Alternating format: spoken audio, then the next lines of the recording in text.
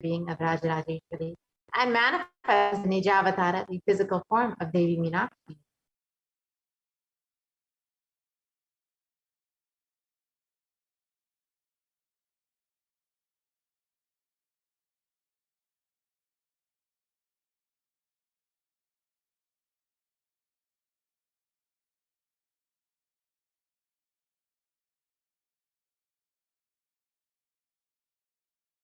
The Archavatara, the deity, reflects the consciousness and manifestation being of the superconscious energy.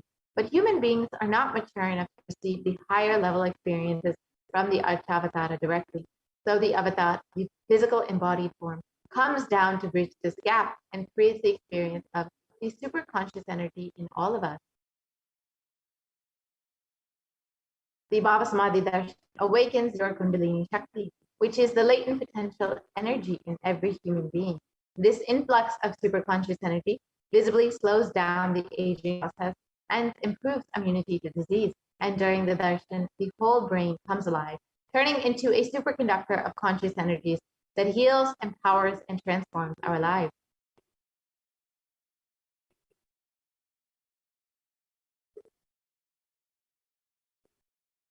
And during the BHAVASAMADHI darshan, our neurons mirror that of the avatar. The mirror neurons activate and process all the observed movement or information of the avatar just by seeing. That is, the entire body can silently and without moving receive what is happening elsewhere through a process of direct observation, experiencing the superconscious energy radiated by the avatar.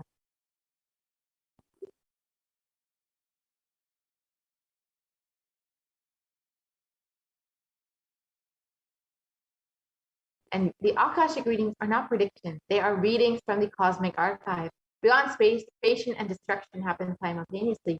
In the dimension of time starts the past, present, and future. And because Akashic records are stored in the Akasha, the space dimension, there is no past, present, and future. That is why what you call as happened, happening, yet to happen are clearly already recorded. Now, let us understand who is the Supreme Pontiff of Hinduism, who is manifesting Devi Parashakti for each and every one of us.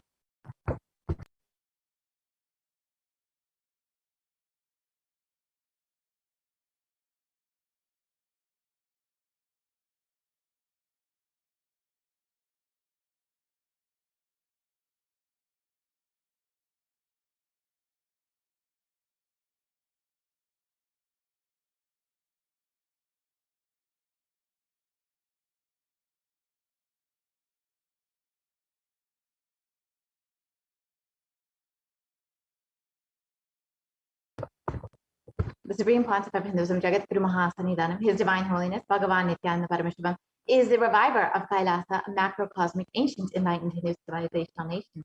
And the Supreme Pontiff of Hinduism is the 1008th incarnation of Paramashiva as per Hinduism, recognized by his predecessors who are enlightened masters and adepts. And the Supreme Pontiff of Hinduism has made these science manifestations, yoga, and temple-based universities as a lifestyle for humanity. And the Supreme Pontiff of Hinduism is the present 293rd Jagat Guru Mahasannidhanam of the Kailasa Shamala Pita Sarvaitya Pitam, the oldest Hindu papal state, and the Supreme Pontiff of Hinduism here being reviving all of the ancient temples and monasteries under the Kailasa Shamala Pita Sarvaitya Pitam, the oldest Hindu papal state and monastic kingdom. And the Supreme Pontiff of Hinduism has also been declared as the successor of the Arunachala Sadvijnapita by his Guru Parampara at the age of 16 on the 24th of May, 1994. Here you can see his lineage of Gurus Yogi Yoganandapuri, Isaki Swamigal, and Mataji Vibhudanapuri. And the Supreme Pontiff of Hinduism founded the mission Nithyananda to revive Kailasa internationally at the age of 21 in 1999.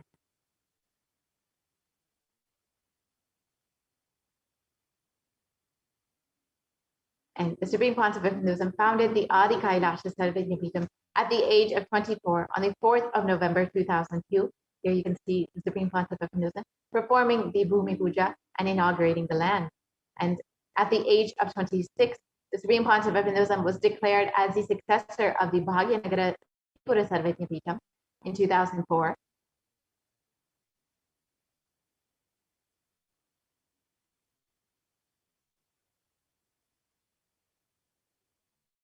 And at the age of 26, also, the Supreme Pontiff was declared as the incumbent emperor of the Suryavamshi Sarangi Samrajyam of the Suryavamshi lineage, and on the 31st of December 2004.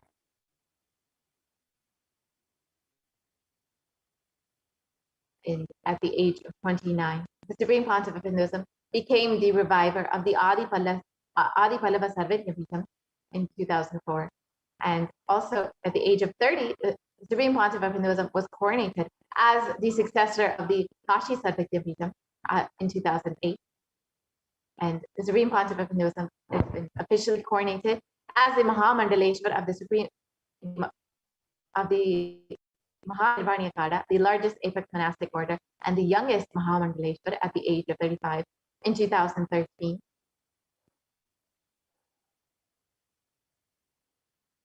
And the Supreme Pontiff of Hinduism has also been declared as the Acharya Mahamandaleshwar of the Atala Kada. And the Supreme Pontiff of Hinduism has, at the age of 36, been coronated as the Guru Mahasannidhanam of the Tanjavur Adinam in 2014. You can see the Supreme Pontiff of Hinduism blessing the people of the Tanjavur Adinam. And also at the age of 36 in 2014, the Supreme Pontiff of Hinduism was coronated as the Guru Mahasannidhanam of the Tiruvarur Adinam, another ancient mutt in Tamil Nadu. And also in 2014, the Supreme Pontiff of Hinduism was coronated as the Guru Mahasannidhanam of the Vedaranyam Adinam at the age of 36.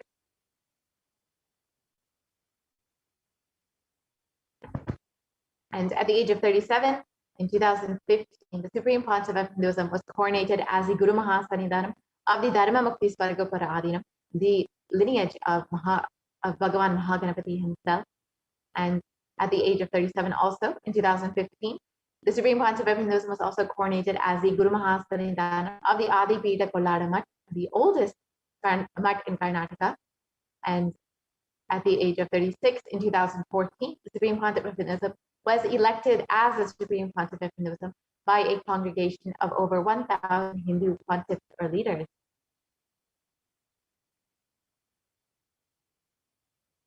And the Supreme Pontiff of Hinduism is revered as the most prolific, most viewed, read, and watched guru in the digital world, and has over 1 billion followers in Hinduism.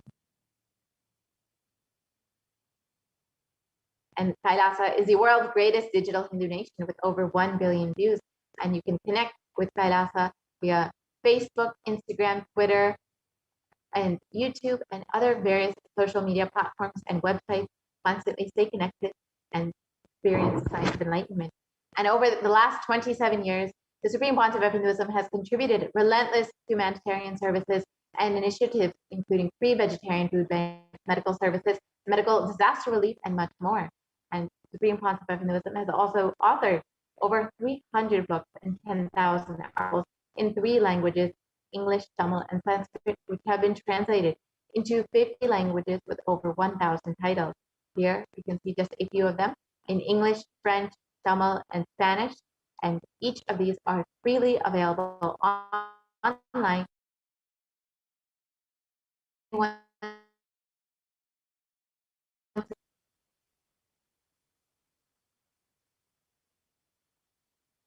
The Supreme Pontiff of Hinduism has over 20 million copies of books and articles sold, read, and downloaded.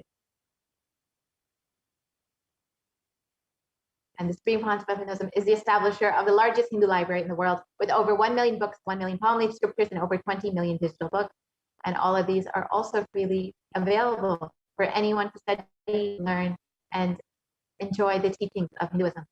And Supreme Pontiff of Hinduism has over 10,000 hours of discourses delivered and over 1 billion views on social media. You can watch all of these discourses freely on YouTube for absolutely free and enjoy all of the teachings of the Supreme Pontiff of Hinduism. And he is also respected as a commentator of all the sacred scriptures, such as the Upanishads, the Bhagavad Gita, the Shiva Sutras, the Yoga Sutras, the Ashtavakra Gita, the Jain Sutras, and many more, which are also freely available, all of the commentaries online. And the Supreme Pontiff of Hinduism is also honored as the leader of Hinduism, the most awarded internationally recognized Hindu leader, and most recently has been recognized by the California State Senate, the U.S. Senate, and various congressmen across the U.S. for the contribution to humanity over the last 27 years. And the Supreme Pontiff of Hinduism is also as one of the top 100 spiritually influential living personalities by Watkins Mind, Body, Spirit magazine. And the Supreme Pontiff of Hinduism is the reviver of the Sovereign Order of Kailasa, led by the Supreme Pontiff of Hinduism and the Nithyananda Order of monks, nuns, and the Hindu diaspora worldwide, who are working for global peace and to give a super conscious breakthrough to humanity. The Supreme Pontiff of Hinduism is the establisher of the largest Hindu university in the world, with satellite campuses in 150 countries.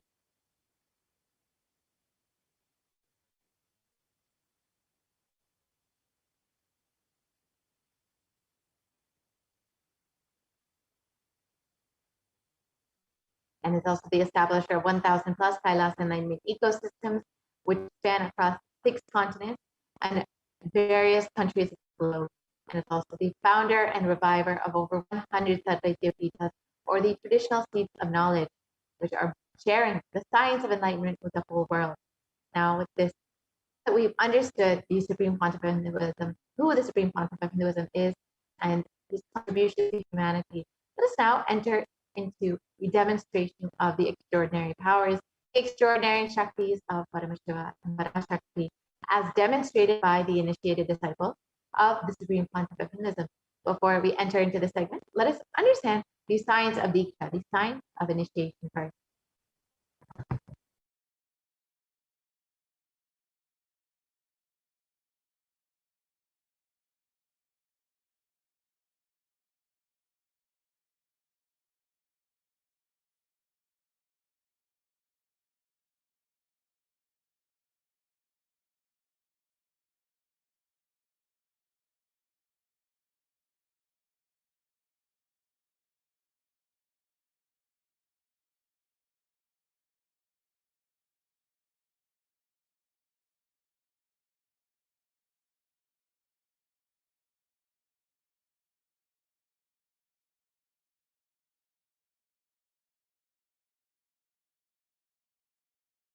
And well-being. A word, a touch, a look, a word, a touch. Power of initiation. Diksha is the direct transfer of spiritual energy by an enlightened being.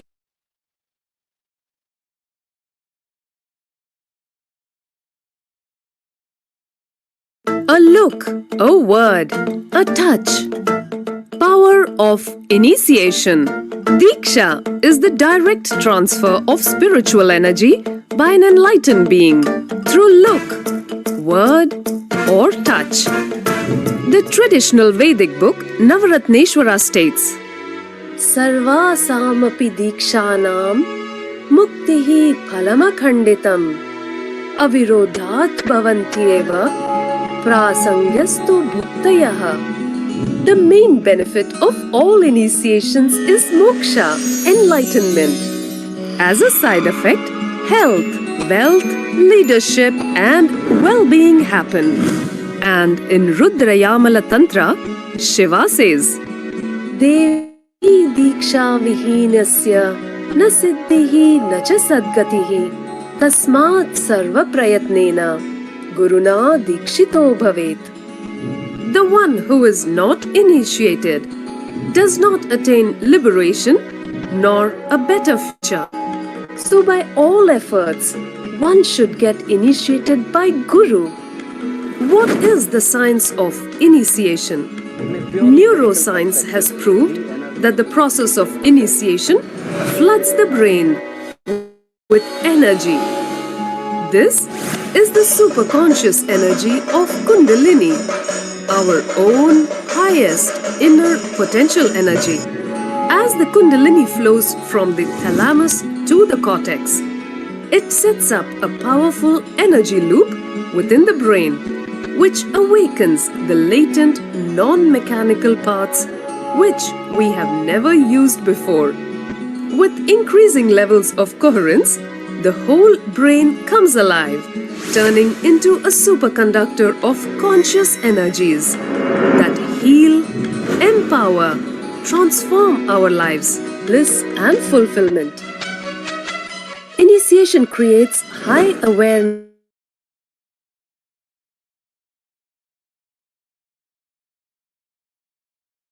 visualization, creativity. It also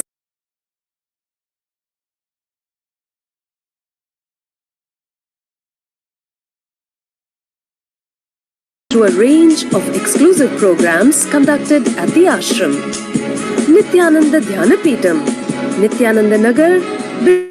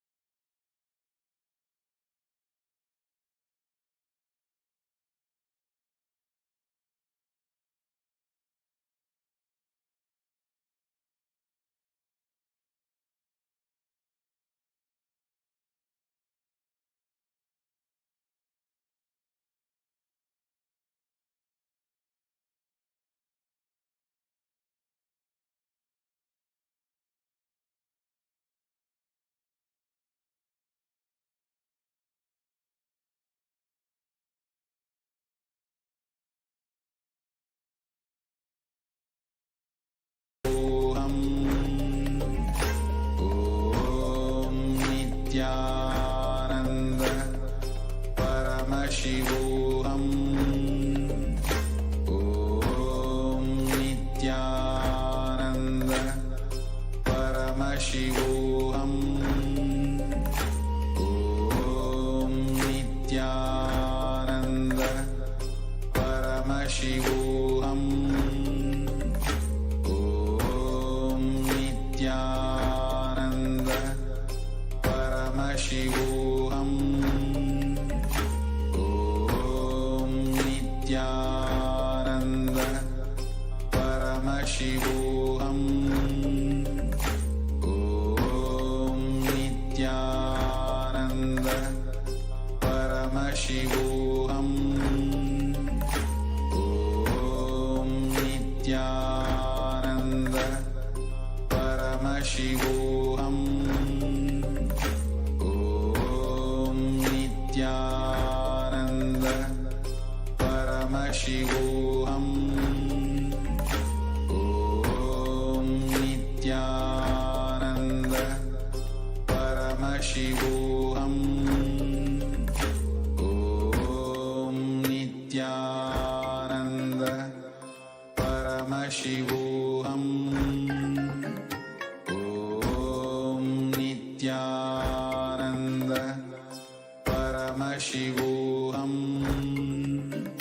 Om Nithyananda Paramashivoham. Om Nithyananda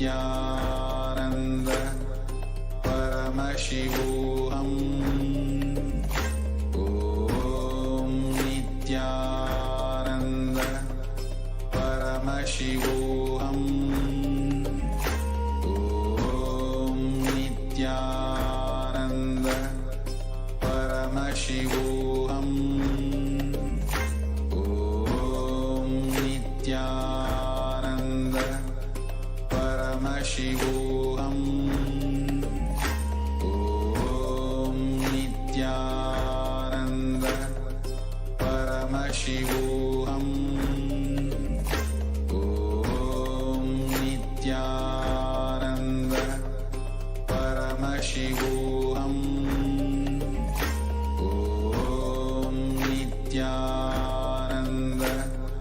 Paramashivoham. Om Nithyananda Paramashivoham.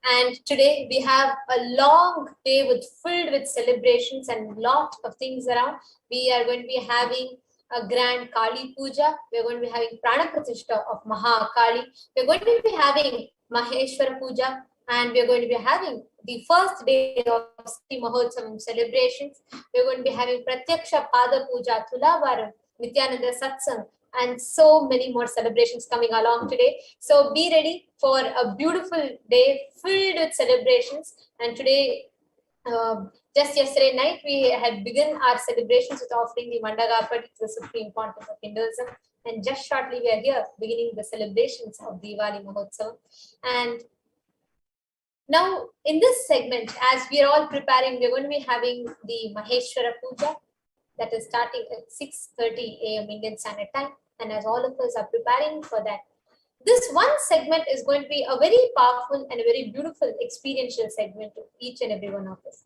We're now going to be seeing what happens when you receive the darshan of the avatar, when you receive the diksha from the avatar. The manifestation of extraordinary Shakti in the Veda Agamas. Paramashiva in elaborate detail has revealed about the science of power manifestation and how every human being is inherently is hardwired to be able to manifest 463 plus extraordinary Shaktis. Now, what makes this Shaktis different from what we commonly hear as Siddhis?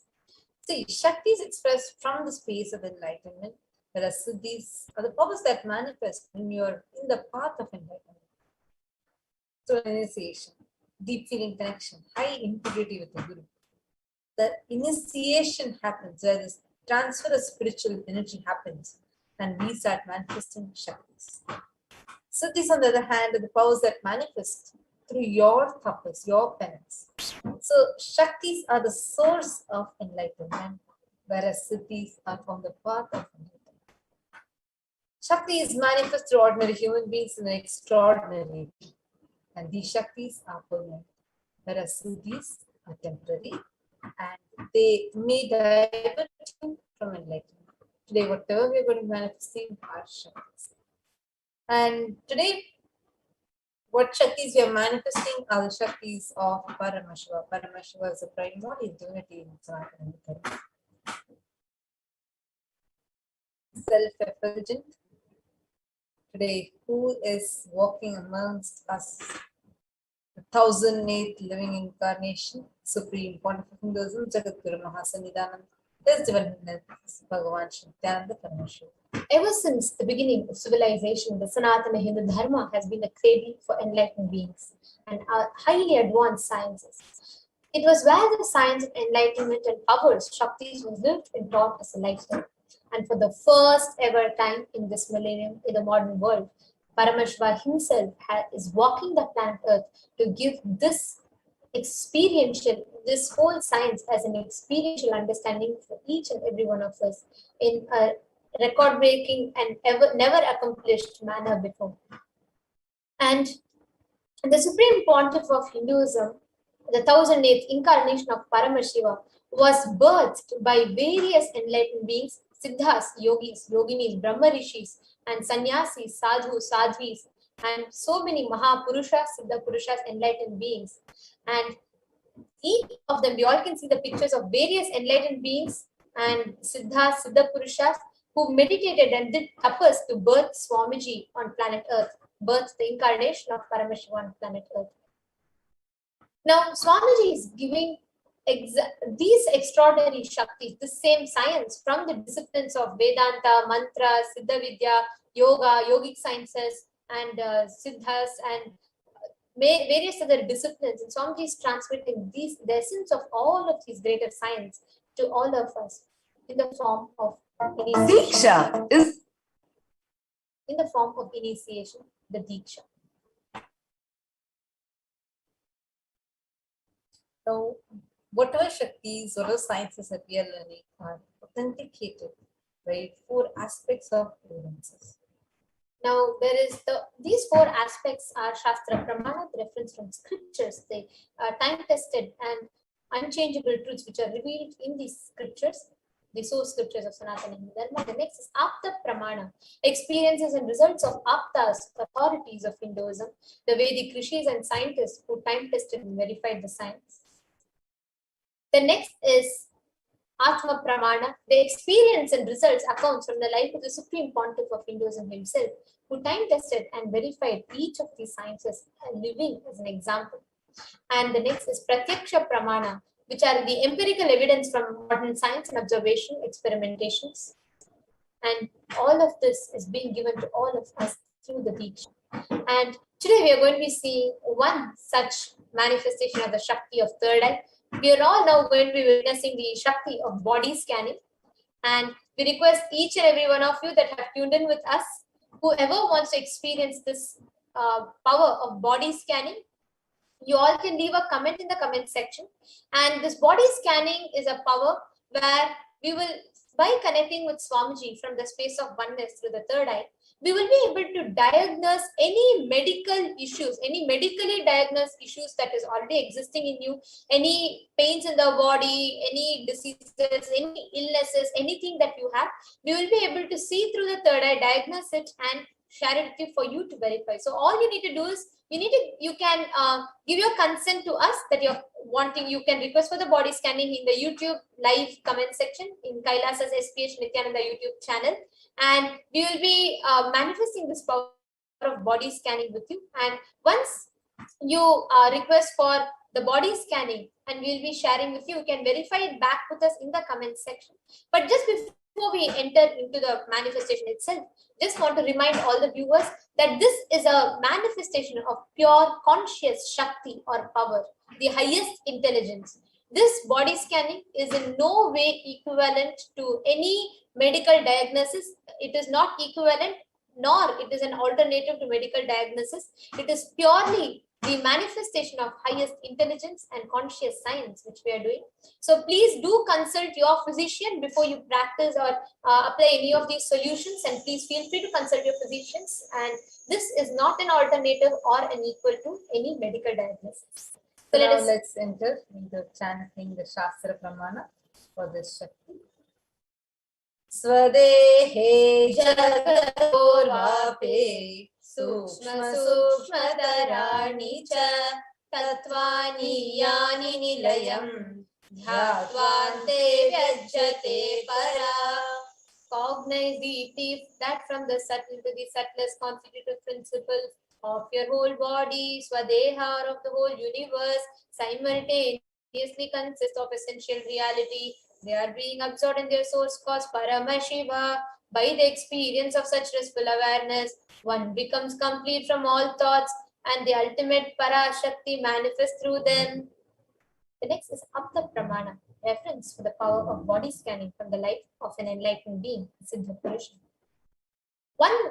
There was one disciple of Agastya Maharishi, a very prominent disciple of Agastya Maharishi. One day, a man suffering from severe headache comes to Agastya Maharishi for healing. Agastya uses the power of body scanning and identifies the root cause of the headache. He reveals that there is a small Teraya, a type of a frog, sitting in the person's brain. And Agastya immediately instructs Teraya, his disciple, to perform an open head surgery and remove the frog. After the surgery is completed successfully, the person is healed and cured of the headache. Thus, he gains the name Teraya. And next is the Atma Pramana, the evidence from the life of the Supreme Pontiff himself, where Swamiji himself has manifested this power of body scanning and shown humanity by example of what is the potential that lays in each and every human being. As the avatar of Paramashiva, Swamiji himself played this Leela, where even when Swamiji had a multiple compound hand fracture and Swamiji was forced to go to the surgical procedures, therefore medical checkups related to that. At that time, Swamiji used the power of body scanning to precisely identify and tell the doctors what exactly the issue was. It just doesn't end there. Swamiji went through the whole surgical procedure completely without any anesthesia. Not just Swamiji had no pain, Swamiji was completely conscious, and Swamiji was in fact delivering a discourse on how to live a life without pain as Swamiji was going through the surgery. And today, there are thousands of disciples who are experiencing this same extraordinary Shakti as their experience. Let us all now enter into the manifestation. We have Ma Jun Vamadeva Shivam. Ainar's Avotins Aya, Melissa Cook, all of whom have requested for body scanning. And we request so all Aina's, the three. you have actually requested a body scan for Sandra Marquette. So requesting if you can go and get the consent, then we can do it. And so, also please confirm to us that you have gotten the consent from Sandra Makate Maya so that we can go ahead and scan. And Melissa Cook, yes, I'll scan your body. This is Priyananda, and I will scan your body. And Ma June, I will be manifesting the power of body scanning with you, Ma. And we request all the three of you, Aina Zaya, once you can confirm in the comment section, we can manifest this power of body scanning with you, Aya. And we request Aina Ravatan Zaya and Ma June Vamadeva Shivam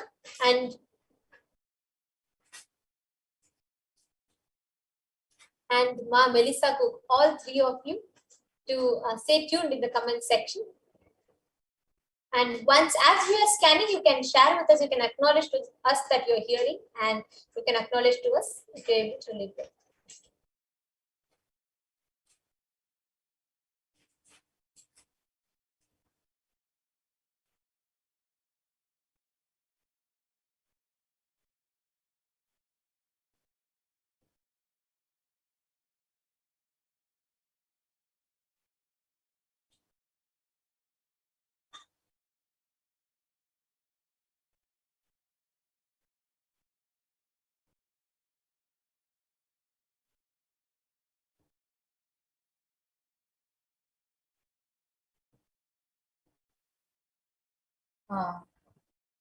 Saying I know things yes, we are saying as I was asking her if she wants body scanning few days ago.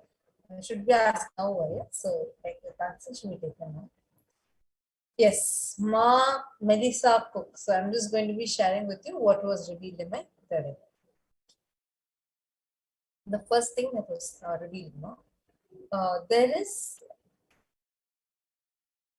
the process or the liver is slightly loaded. Actually, the toxins in the liver is slightly loaded, because of which the processing, the fat does not get digested faster in you. And this makes it sit in your system more.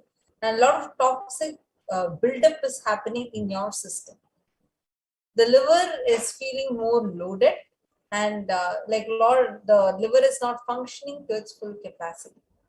How you can see this is you will observe a lot of very frequent abdominal, not pain, but abdominal discomfort, as well as if you see the eyes, your eyes would have a slight yellowishness. It's not full yellow color like that, but it is not white and clear. You will see it will be like having a slight yellow tint in your eyes, specifically your right eye.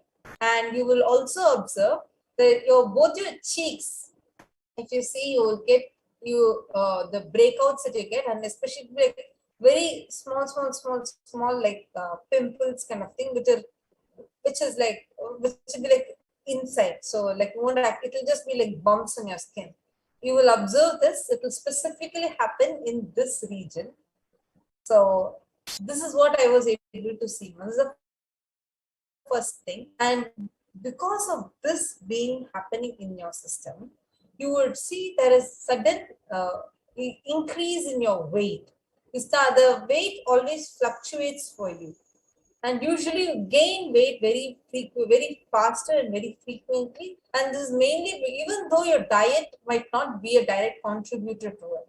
Even if you try a different diet, it always still, you will see that your weight doesn't show that much of a difference. This is because the liver needs to be detoxed first. A lot of cleansing needs to happen for your liver.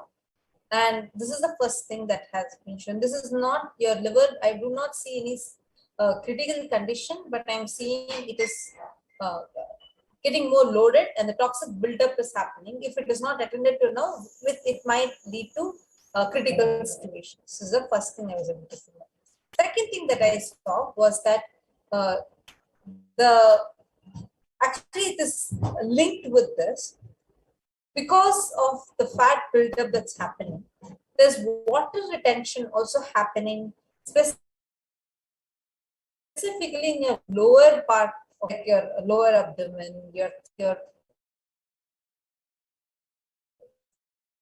feet. If you sit for a long tension is not that much, but it has started. So this is again linked to this the problem that's there with your liver. And one other thing that I saw is that you have your menstruation cycle fluctuates. It doesn't come like on time. Many times there'll be a lot of delays that are happening. This is again, see this one, I'm going to actually sharing a few things that was revealed. All these are interconnected. And it is all interconnected to the root, which is the liver. So there is a cyst buildup that's starting to happen, because of which you'll also experience a lot of mood swings in you. For no reason, you feel utterly powerless. You feel like crying for no reason. The mood swings will happen like very a lot in you. This is happening. See, all these that I'm talking about are happening very frequent, very late in, like recently only. And another thing that is impacting is also your hair. Your hair has started, like if you observe the last 6.5 months, the hair fall has started increasing. So this is how all these are interconnected, and this is what one of the important things that are affecting you is what I was able to see. And one more thing is the lungs, because the body is gaining more weight. It's directly affecting the lungs, and the lungs are also feeling the stress of it. If you see, you will feel like that heavy breath or short breath happening very frequently. Like you'll feel like a kind of heaviness very frequently happening in your chest area. But if your body, the weight is reduced and the body is detoxed, automatically it will become clear. So these are the things that I was able to see, Ma. So you can acknowledge.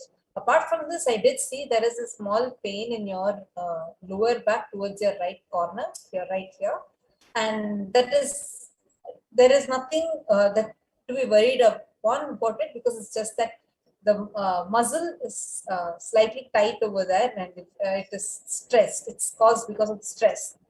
But the main thing that needs to be attended to is the liver. So requesting if you could acknowledge it in the comments how much you were able to relate. And the solution that Swamiji revealed for this is celery juice. And you need to do a lot of detoxing and cleansing in your stomach. And if your stomach gets clear itself, lot of these, and you need to do a specific liver detox.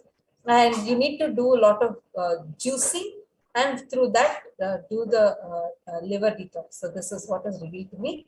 So you can kindly acknowledge how much of it you were able to make. Melissa Cook, kindly requesting you to also acknowledge in the chat. And Shankar Gimiraya, I request you to stay tuned in the comment section, because I scanned Sunita also in the meanwhile.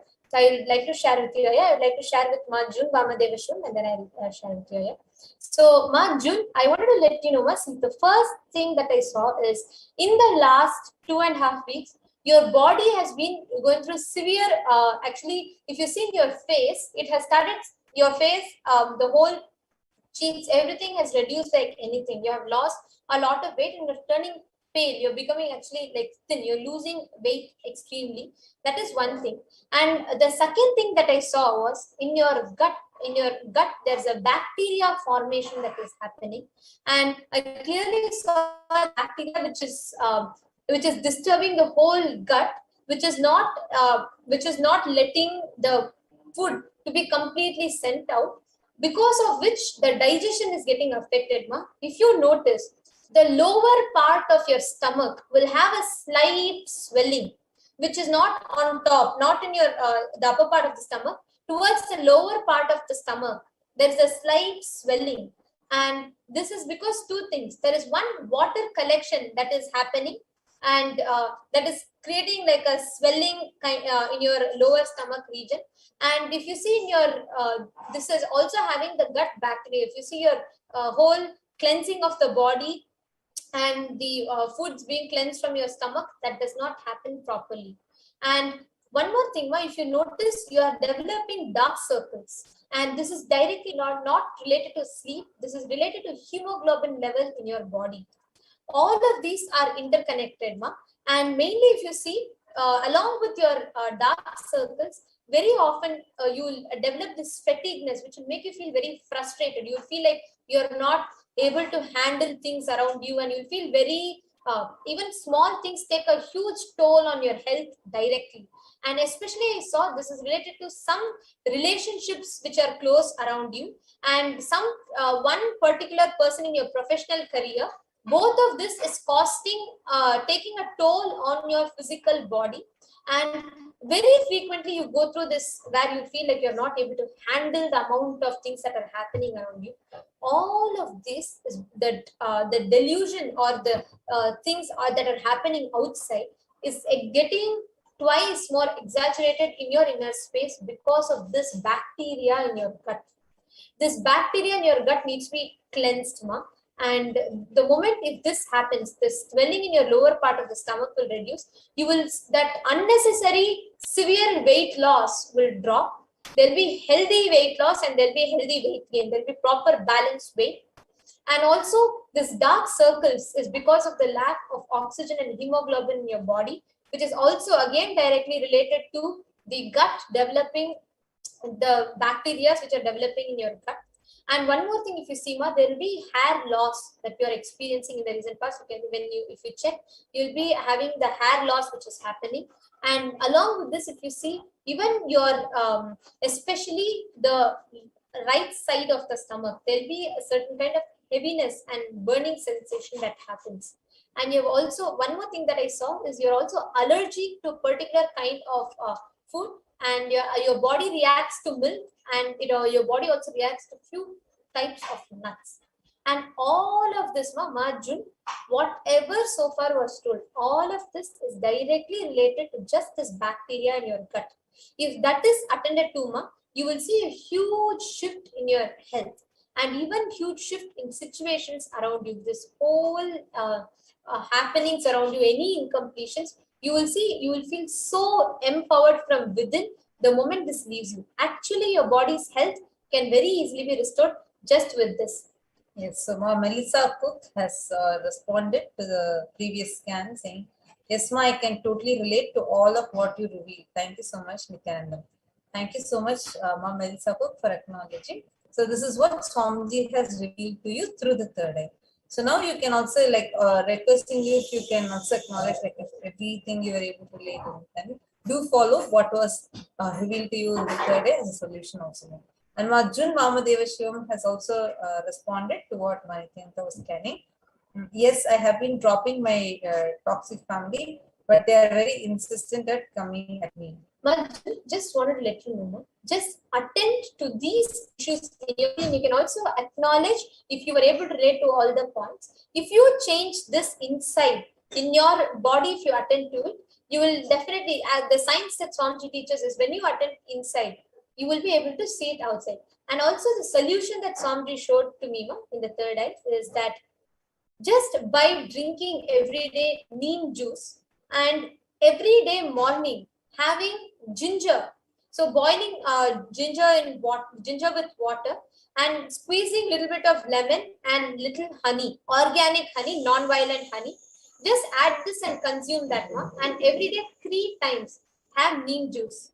And take haritaki powder. This is particularly another thing that I saw. So take haritaki powder.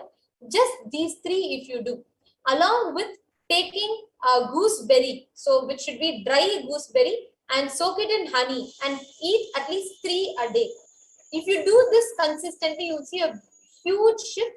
And one more thing that I saw also, to have pomegranate or beetroot juice. If you do all of this, you will see the first shift that will happen in your body is your dark circles will go. The second thing that will happen is that swelling in the lower part of your abdomen will reduce. The moment these two happens, you will start seeing so many more things clearing up around you. This is what I was able to see. And Marjun, you can confirm back to me if you are able to relate with all of it, and if you have heard the solution. And also Shankar Dhimiraya, I just wanted to share with you. Actually, sorry, Melissa Cook just wanted to share with you. As I was reading, just one thing got revealed. I wanted to share that with you. black jaggery. I actually saw a black jaggery, meaning a very dark brown. It's just the word is black jaggery with ginger. And you need to have this consumed, you need to boil them together and you need to consume in the morning. And you need to replace your sugar with black jaggery. So this was what was revealed. I just wanted to share that with you.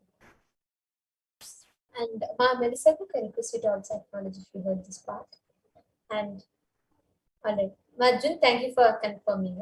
And also Shankar Gimiraya, one thing that I saw with Ma Sunita is one, her health right now is very, it's extremely low. And I'm seeing that in her blood there is some impurity. There is a toxin which is getting released in her body. And if you see here for Sunita Ma, she very recently, she'll have a lot of, very easily she gets impacted by the situations that are happening around her. And in her body, this reflects as food not being passed out. There where her will build up and hold the cleansing that happens in her system, and it will hold back as constipation. That is one thing that I saw, and very frequently she'll be experiencing this. And also there is an impurity, there's a particular toxin which is getting released in her blood.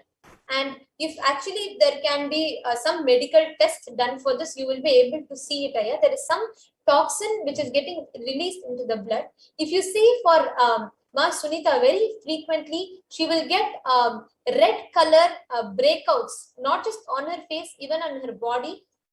And this is not like many, but very few, but she will keep getting this very often.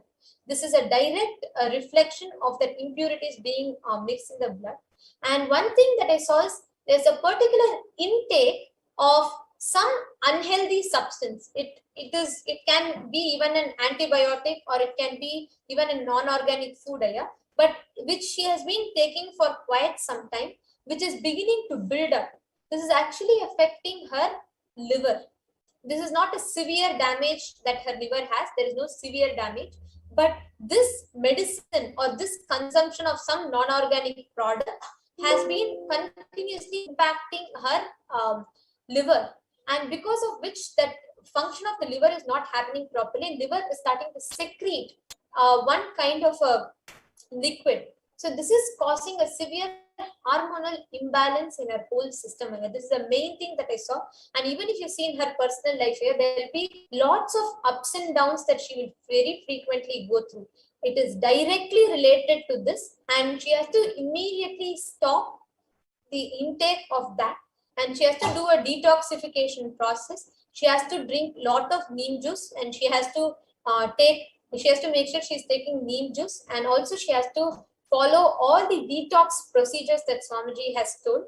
If that is continuously done, including applying turmeric on her forehead with kumkum every day night, if she does this consistently, she will see a physical impact, and the breakouts, the reactions happening on her skin will stop, and the blood, the hemoglobin and oxygen level in the blood will increase, and that constipation will completely get cleansed. But this needs to be attended to as soon as possible, because this is directly, these toxins are getting released into her blood. This is what Swamiji had revealed to me, and I request you to kindly acknowledge in the comment section if you're able to relate to this and if you heard this canon. Please do get back to us in the comment section, Shankar Gimiraya. And thank you so much, Ma Jun Vamadeva, Ma Melissa Cook. And thank you so much to all the viewers who tuned in with us. And stay today on this auspicious day of Diwali. We have a lot more celebrations that are coming along. And stay tuned and enjoy. With a short break, we'll be moving on to the further segments of our celebrations. Paramashivoham. Om Nithyananda Paramashivoham. Om Nithyananda Paramashivoham. Om Nithyananda Paramashivoham. Om Nithyananda Paramashivoham.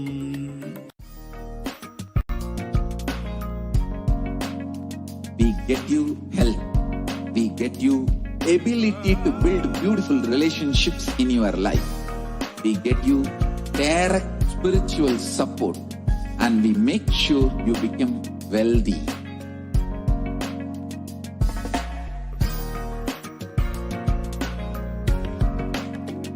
We won't stop giving you just good life. We will literally not stop till you live enlightened life. Manifesting the state of Paramashiva, space of Paramashiva, powers of Paramashiva, being of Paramashiva.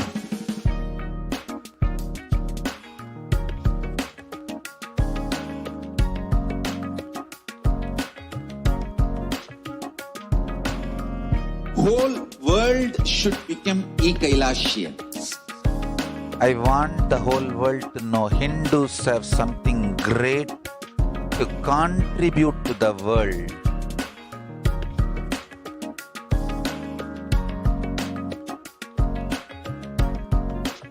We have something great to contribute to the world.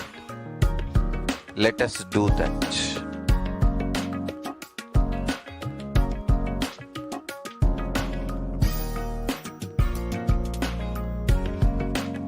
Kailasa is proper customized spiritual service helping you to identify your root patterns of suffering. We have perfected the science of helping every individual from every cultural, religious, nationality background.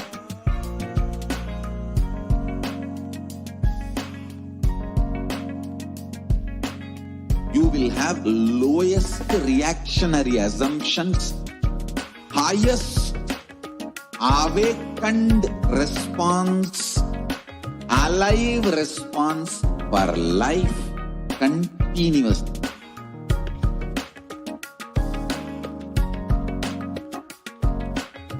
Kailasa is enlightenment ecosystem, literally enlightenment itself in your own home, wherever you are. Proper customized spiritual service helping you to complete with your life negativity. Withdrawal from life, self-hatred, self-denial, self-doubt, so much of tiredness, laziness. We can support you aligning your diet, your attitude, your aptitude, your understanding about life. We can help you with everything.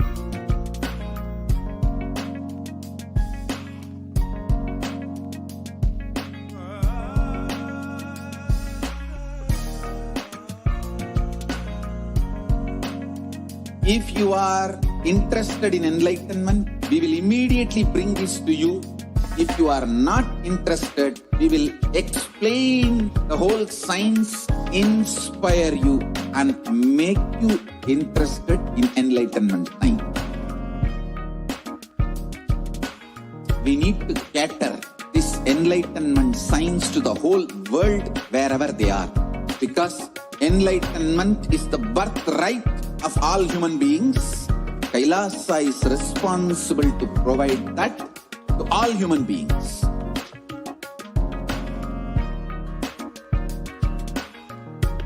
Kailasa is the totality of the knowledge I received from my gurus and practice manifested in my life, perfected by teaching millions of people from all cultures, time zones, backgrounds, genders, nationality, race, from every creed.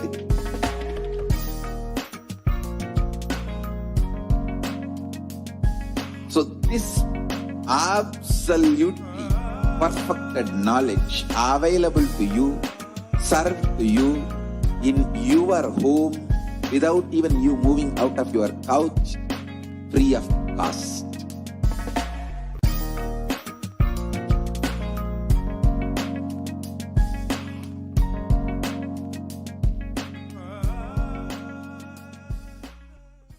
Just be alive for next 3 years. Don't die within next 3 years.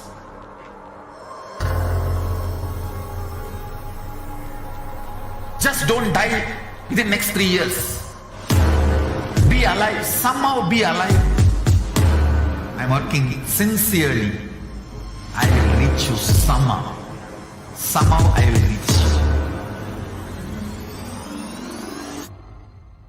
It's my commitment to humanity.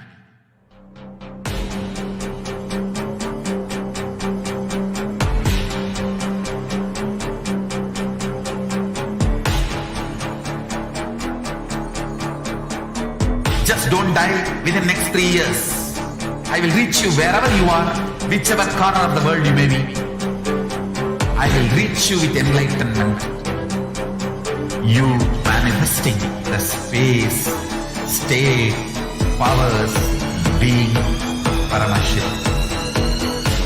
It is possible, and it is possible for you.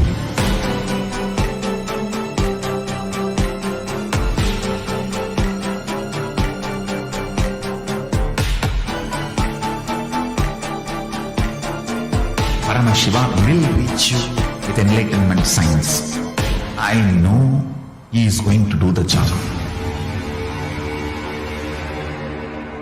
Just be alive for next 3 years. Nothing else. What I mean by the word Kailasa, listen intensely. Enlightenment ecosystem, literally enlightenment itself, in your own home, wherever you are. If you cannot come to Kailasa, it's okay. Kailasa can come to you.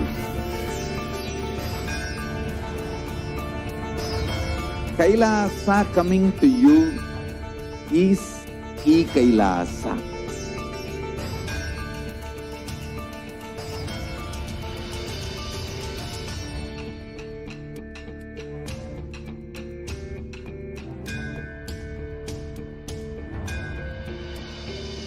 I will revive Hinduism. I am a Hindu revivalist, not by any revolution, but... Welcome back, dear viewers. So now let us enter into this next segment and understand who is Devi Parashakti, the divine feminine consciousness. In the Dhyana Shloka for Devi Parashakti, she's described. The Dhyana Shloka of the Devi Parashakti describes the Divine Mother is to be meditated upon as shining in a vermilion red body, with a triple eye, sporting a crown of rubies, studded with a crescent moon, a face all smiles, a splendid bust, one hand holding a jewel cup brimming with mead, and the other twirling a red lotus. And it continues on. I meditate on the great Empress. She is red in color, and her eyes are full of compassion, and holds the noose, the goad, the bow, and the flowery arrow in her hand. She is surrounded on all sides by powers such as Anima, and she is a self within me.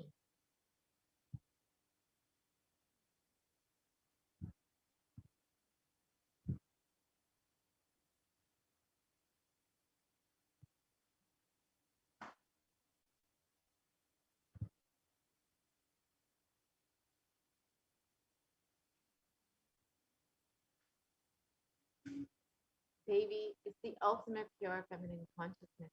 Parashakti is the cosmic mother. It is her cosmic moon from which billions and billions of universes come out and go in.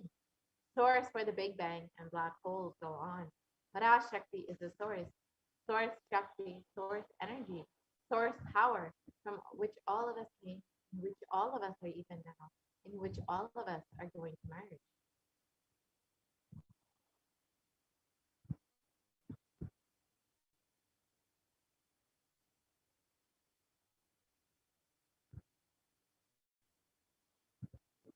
Out of her extreme love and compassion, Parashakti herself is manifesting through the embodied form as the Nijavatara of the supreme concept of Hinduism, gracing us, answering all of our questions, attending to our prayers, giving boons, healing us, revealing our past, present, and future, delivering profound spiritual truths, and ultimately giving us the experience of Paramashivoham itself.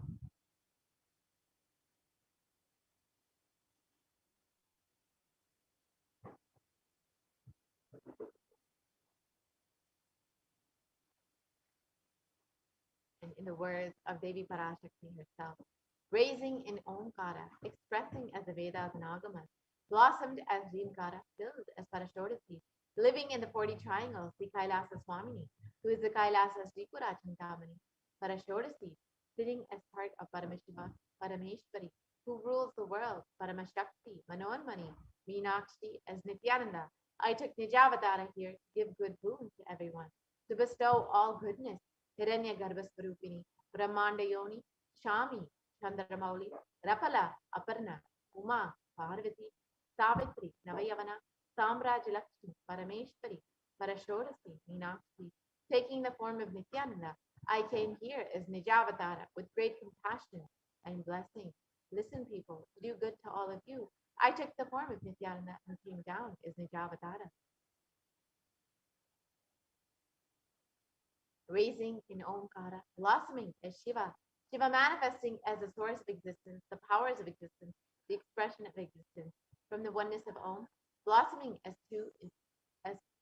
into two as Prakriti and Purusha, blossoming into three Shaktis, Ikshakriya Jnana, growing as the four Vedas, expanding as the five Panchabhutas, beyond the six chakras, filled as the Gotaras of the seven Rishis, expanding as the eight directions, existing as the nine grahas, blossoming as the 10 Indriyas, being as the 11 Rudras, creating all the worlds, bringing life to tell and make truth blossom, to do good, Parashodasi, Meenakshi, in the form of Nithyananda, I came to bless every one of you.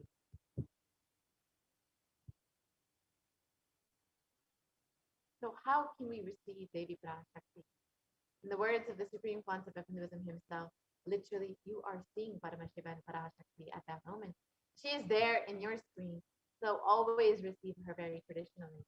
Keep 2 betel leaves, 1 banana, 1 betel nut, and 1 coin in front of the screen. Watch Devi. This coin is considered the traditional dakshina. In the Hindu tradition, it can be even the lowest value. In India, it can be even 1 paisa. In the US, it can be even 1 cent. I'm not trying to monetize. Keep even 1 cent. It is okay. So for 100 days, if you have darshan, it will add up to $1. In India, and even 1 paisa is okay.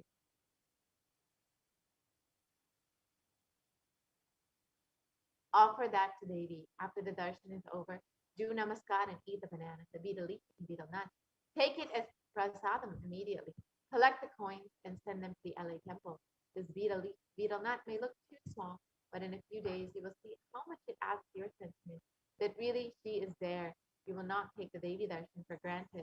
Rituals will break your monotonous, unconscious mentality and lifestyle and remind you and raise you to the powerful cognition. It will break your unconscious behavior.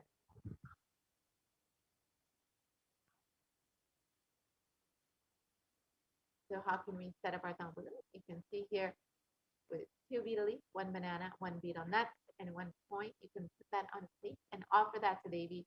Every time you have darshan, just keep that in front of your screen. And you will see just this one small gesture, how your connection, your experience of Devi just blossoms with this one small gesture. Now, let us enter into the next segment and understand some of the revelations made by Devi Parashakti. As all of us know, Devi has been continuously guiding us and revealing many sacred revelations about the universe, about our world, about the COVID pandemic, and much more. So let us listen to some of these revelations made by Devi Parashakti and understand how they have manifested.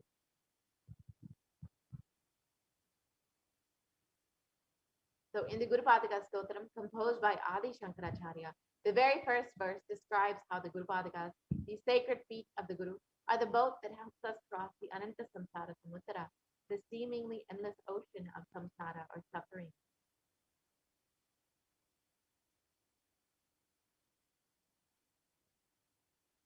And in this verse, it describes salutations to the sandals of my Guru, which are a boat which help me cross the endless ocean of life, which endow me with the sense of devotion to my Guru, and by worship of which I attain the dominion of renunciation.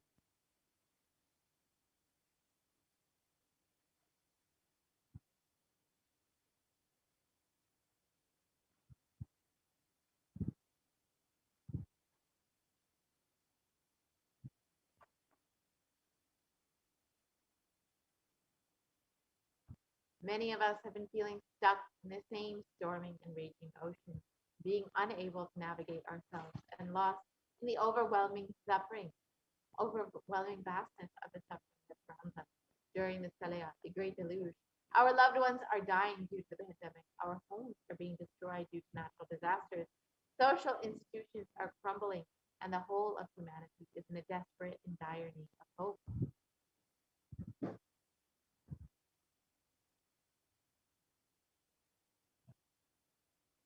It is at this time that the Supreme Concept of Hinduism, the incarnation of the cosmic superconsciousness, out of his love and compassion, having taken the spiritual responsibility for the superconscious breakthrough of the whole of humanity, is manifesting Devi Parashakti, the cosmic mother, and guiding and healing the whole world as literally the boat that sails us through the Shalaya, the cosmic deluge.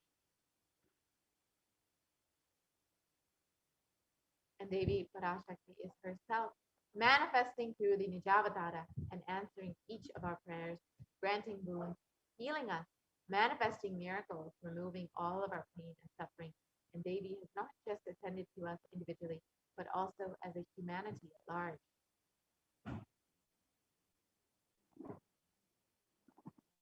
Devi Parashakti has guided the whole of humanity in the form of revelations of profound sacred secrets of Sanatana Hindu Dharma, and by showing us the future regarding global issues, the COVID pandemic, natural disasters such as fires, floods, and more, and even the twisted human conspiracies and underground wars, which have not surfaced to common knowledge as yet.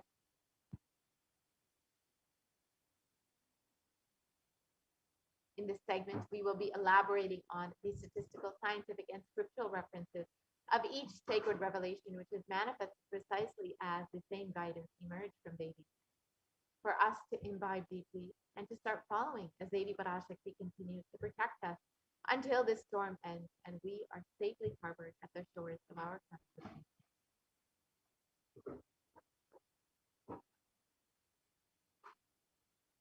So first, let us listen to the revelations made by Devi Parashakti on sea levels rising on the 19th of May, 2021.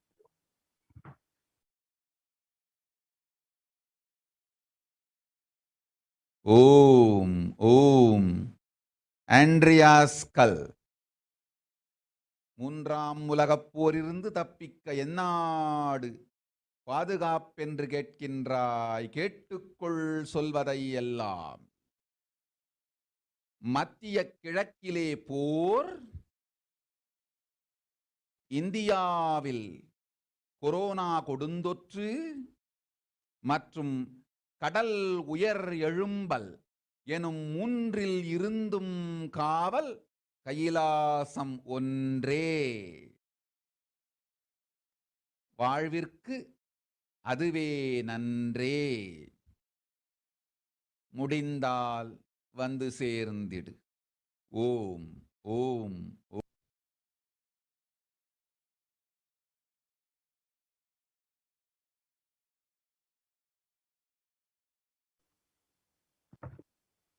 Yeah. So let us look at Devi Parashakti's revelations now into English. Devi reveals, you are asking which country is safe to escape from the Third World War. Listen to everything which is said: war in the Middle East, deadly corona in India, and rising sea levels. Protection from all these things is one and only Kailasa. Only it is good for life, if possible, come and reach.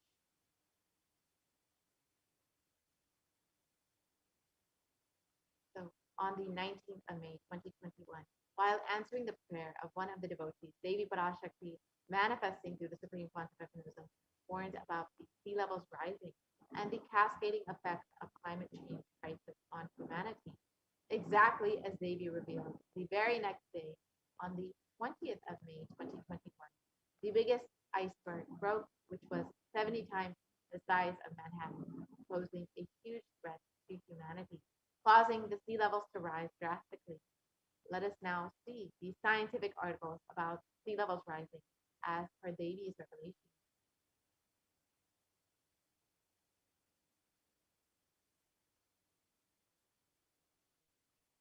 So this is the article which reported about the world's largest iceberg broke off the Antarctic ice shelf. And this was exactly one day after Devi Parashakti revealed about sea levels rising. So on the 20th of May, this happened. On the 19th of May, Devi Parashakti made the revelation. So let us understand a little bit more about sea levels rising and what modern science is saying about this.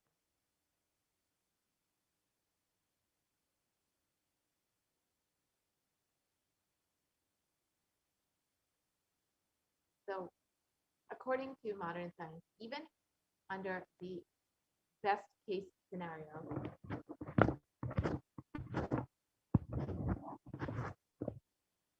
scientists expect that sea levels rise to affect Earth's coastlines significantly in the coming years.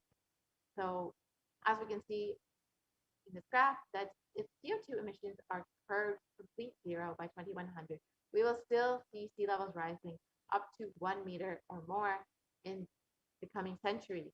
However, if CO2 emissions continue at the high rate that they're going, we will see that sea levels will rise up to 5 meters or more in the coming centuries.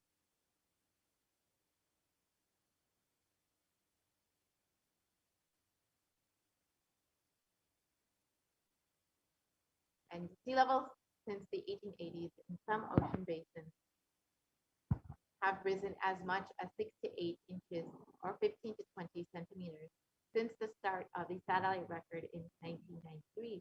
And in NASA, it was also reported that sea levels will rise up to 1 to 8 feet by 2100.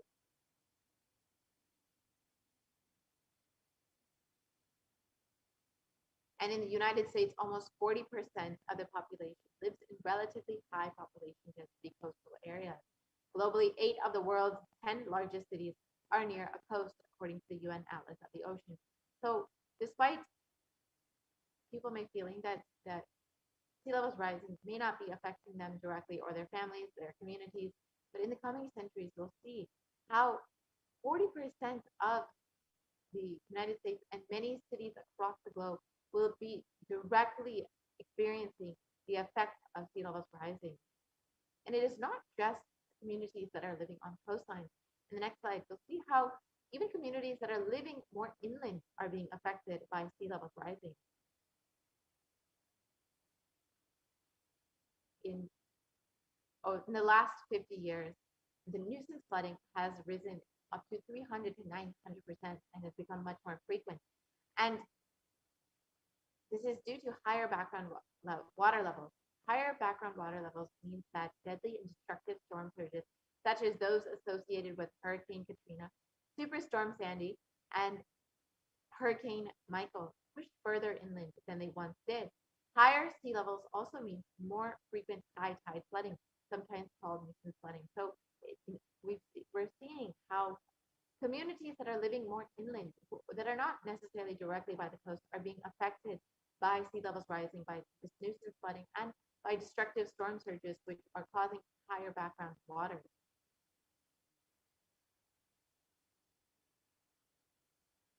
So let us understand a little bit more about the cause of sea levels rising. Of course, many of us have heard it is due to global warming, which we are experiencing sea levels rising, and this is mainly in two ways.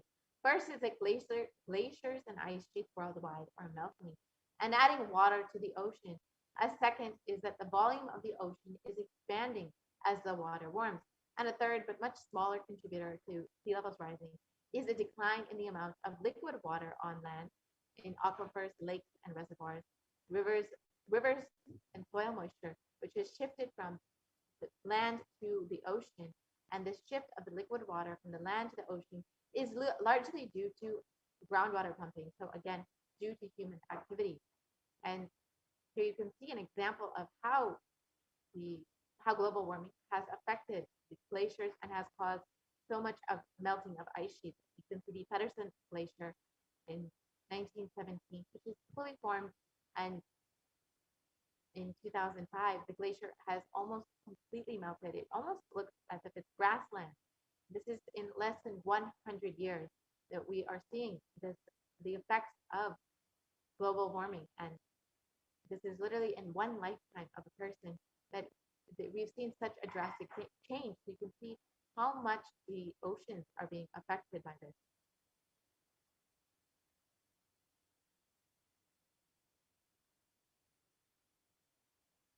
And the pace of global sea level rise has more than doubled from 1.4 millimeters per year throughout most of the 20th century to 3.6 millimeters per year from 2006 to 2015. So in the 20th, throughout most of the 20th century, sea levels rising was relatively stable. But since the turn of the century, we've seen how drastically it has increased, how it has doubled. And this is, of course, again, due to human activity and industrial activity. And Greenland ice loss has also drastically increased in the last couple of decades. Between 1992 and 2001, it was around 34 billion tons per year. And between 2012 and 2016, it has increased to 247 billion tons per year. That's eight times as much in just a little over a decade. We've seen an increase.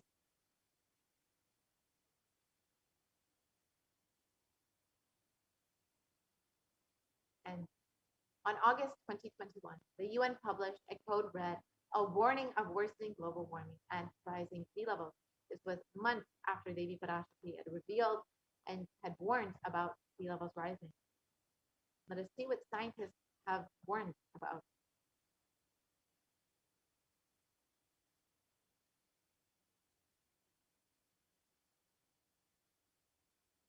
In the Associated Press, it was published that UN scientists state that some harm from climate change, like dwindling ice sheets, rising sea levels, and the changes in the oceans as they lose oxygen and become more acidic, is irreversible for centuries to millennia. The world is locked into up to 15 to 30 centimeters. That's 6 to 12 inches of sea levels rising by the mid-century. So unfortunately, modern science does not have a way to reverse the damage that we've already done, to reverse the damage of global warming and rising sea levels.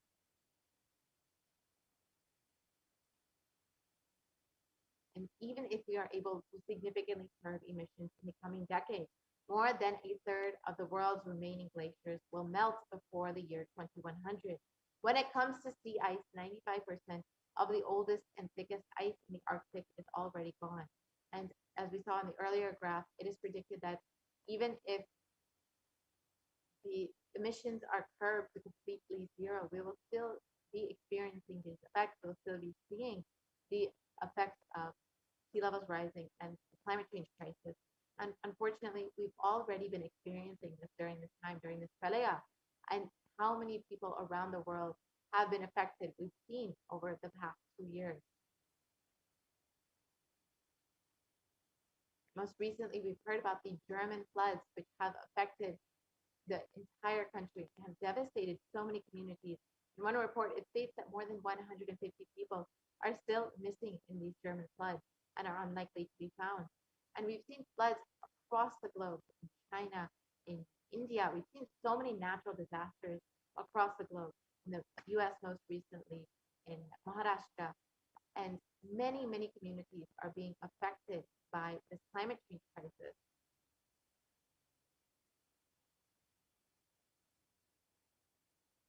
And it was reported in Science that even that Europe's deadly floods have left scientists stunned. Even scientists are shocked at the damage that the climate change crisis has done to these communities. And it was reported that the climate crisis has made the deadly German floods up to 9 times more likely. And as Devi Parashakti has revealed, there's no place that is safe from all of this effects of the climate change crisis and the rising sea levels.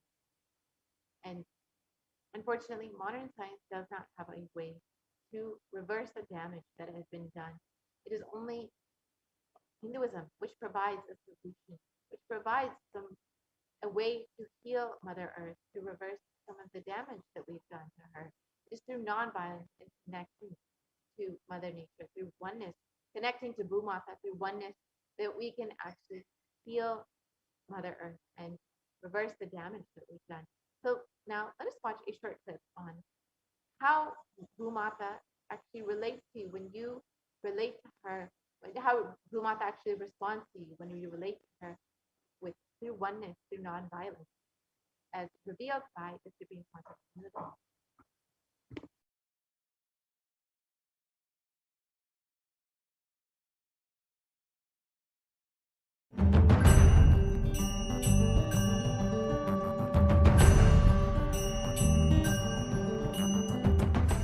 The human beings have become so distanced from the real life, are ready to explore things. We become so far away from, at least I can tell you from my experience, village boy. When I was 5 or 6, I opened all the alarm clocks in my house and I will set it back, put it back. I don't see all that in the modern day kids. It's all about that stupid cell phone.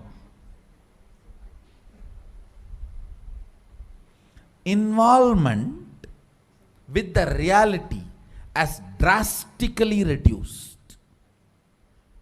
Our whole life is nothing but the screen.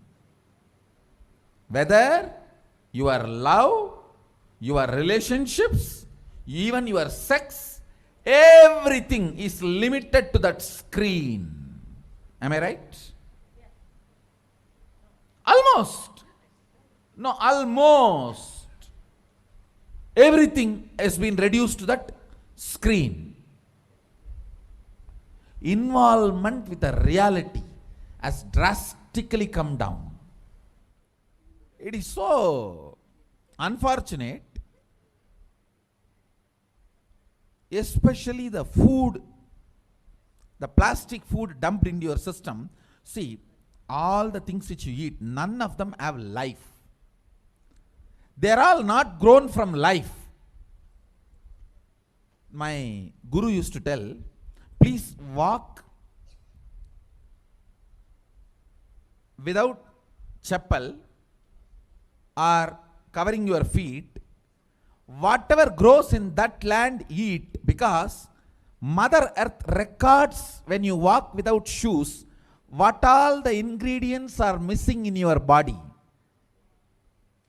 She records what you need for your body, nutrients or vitamins, whatever. Whatever is missing in your body, she produces in that food which grows in that land. And eat that and live. It is too mind-boggling concept. I tell you, only after I started doing it, I realized you don't need any external medicine if you know to live with the nature.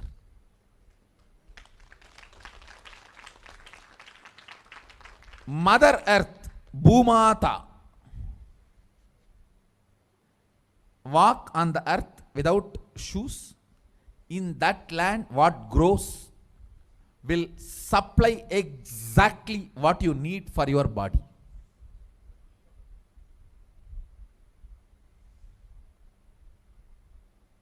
Looks too difficult to believe, but after I started doing that, I realized it. Your body does not need any other medicine, anything else. Actually,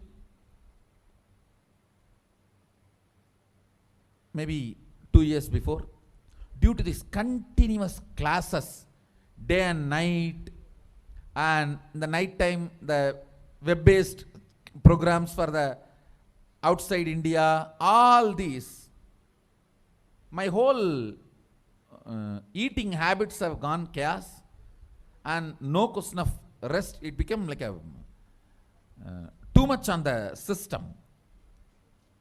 So I had some stomach issues.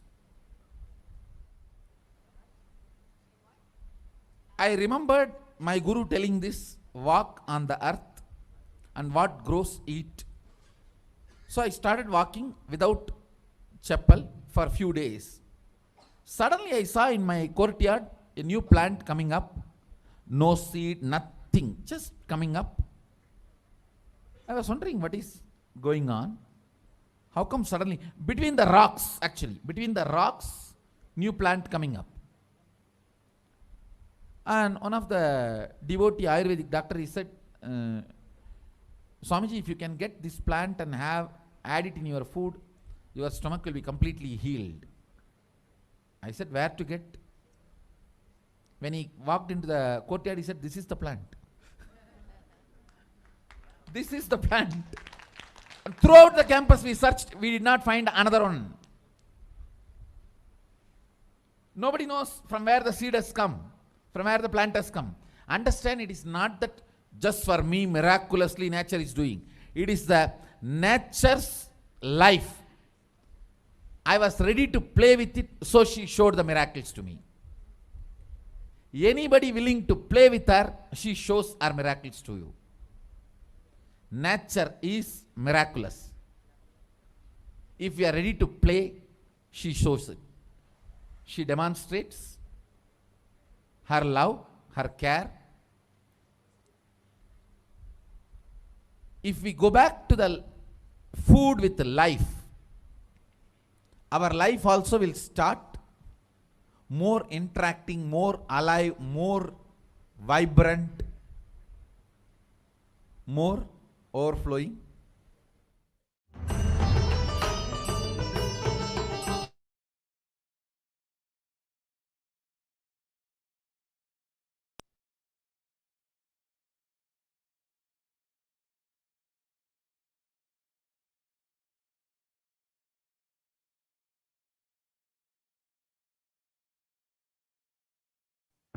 Yes, and the Supreme Concept of Hinduism has revealed that non-violence is actually the grand narrative of Hinduism. The principle of ahimsa is the grand narrative of Hinduism.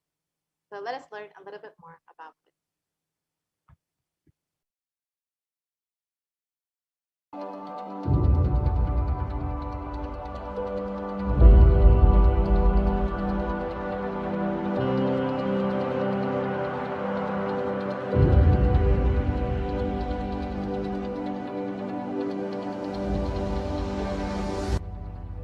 We often believe that exacting revenge is a form of emotional release and that getting retribution will help us feel better. Especially this modern day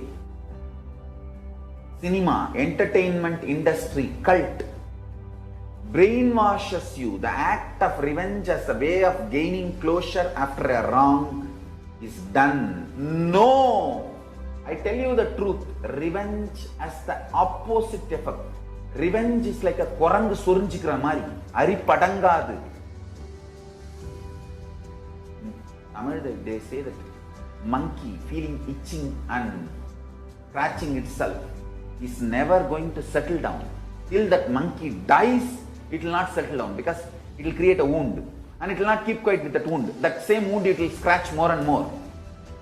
And it will be more infection, finally the monkey will die. Orangu sorinjikittadum, nama violence la vidaradum onnu. Understand? Mass media, cult, entertainment industry, TV and cinema, cult is brainwashing you. Telling that revenge is heroism, violence is heroism. No, it is not. Non-violence is heroism. I tell you. In every level, non-violence as a strategy. Because you see, non-violence makes you realize more and more oneness. It strengthens the oneness. Oneness strengthens the non-violence and non-violence strengthens the oneness. You need to understand the context. Only then you will understand how this non-violence can be a successful strategy. If you miss one or two components and do it out of wrong context, it will become a mess. It will become a laziness and non-involvement.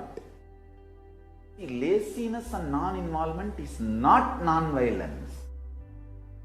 Don't use non-violence brand and tag to justify your non-involvement and laziness. No. That's what Arjuna was trying to do in the Arjuna Vishada Yoga. He was telling Krishna, oh, why should I kill people? Why should I kill people? Let me go away and become a sannyasi. Oh, Dubukke, this fellow, when he went to do tapas in the forest also, he got married to a girl. Every time this fellow goes for tapas, whether he brings boons or not, he brings girls. Alright, no disrespect to Arjuna, is incarnation of Nara Narayana. So no disrespect to Arjuna. Non-violence should not be misconstrued or should not be used to portray your non-involvement and laziness, tiredness and boredom. Hinduism is actively enriched. World will become great place. Not only we are a non-violent tradition, we believe in consciousness. We have the science of consciousness, raising the quality of the humanity. We believe in it, we spread it, we live it. We be, live, believe.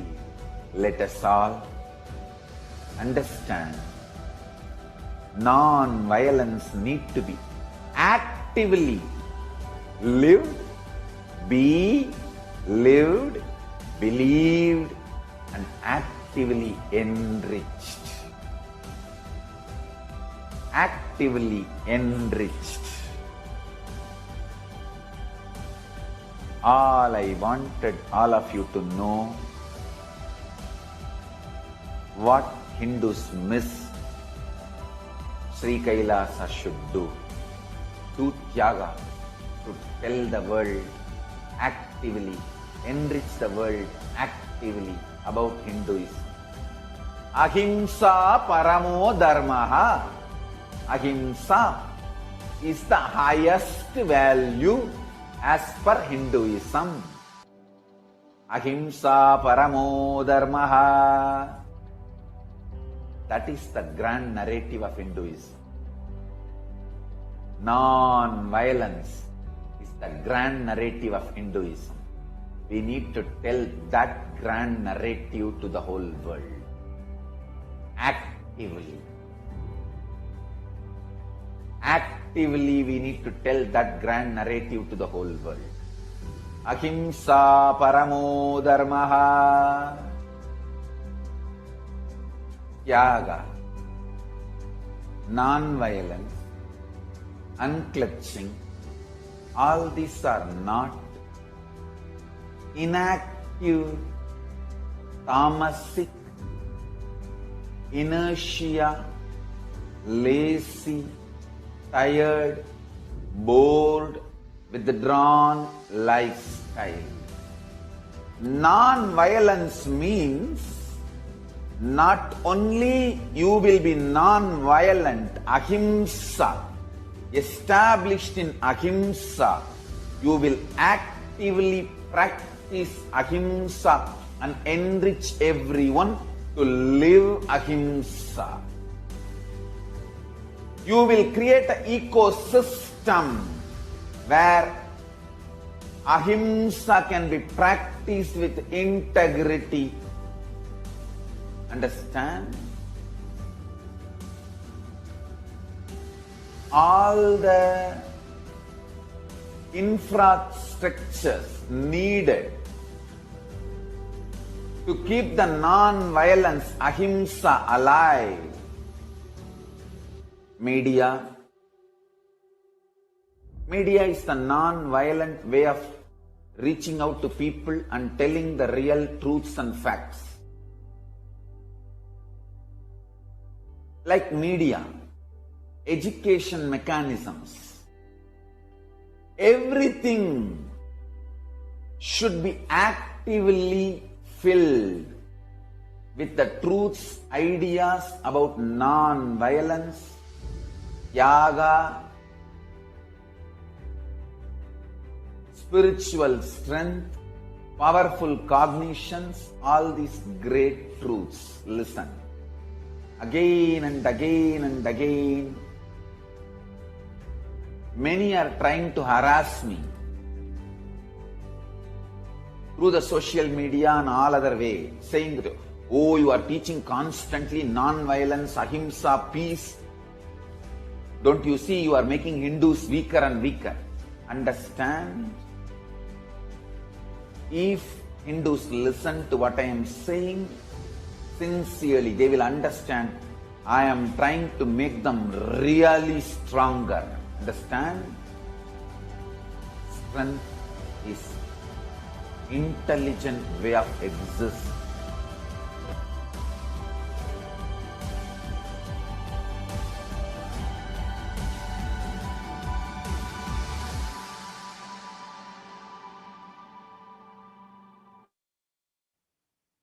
So we've seen how you can actually heal Bhumata, Mother Nature, through non-violence.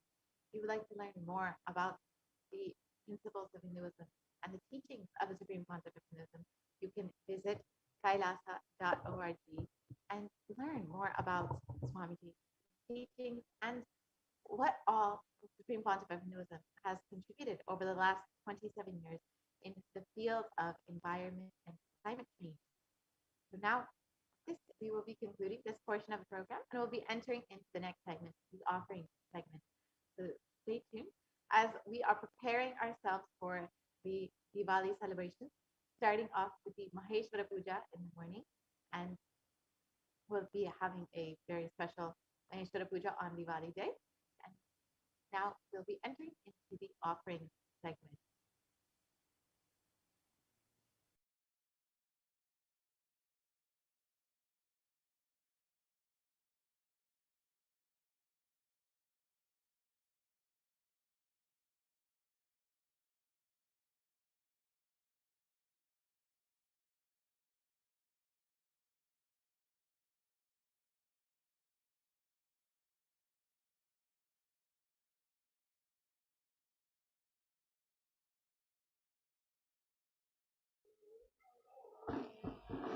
Nithyananda, and welcome back to this segment where we'll be learning more about the various traditional offerings we can offer to Devi Parashakti today as we get ready for the darshan and blessings of Devi Parashakti and also the celebrations, the Deepavali celebrations, and a very special Maheshwara Puja on this auspicious Amavasya.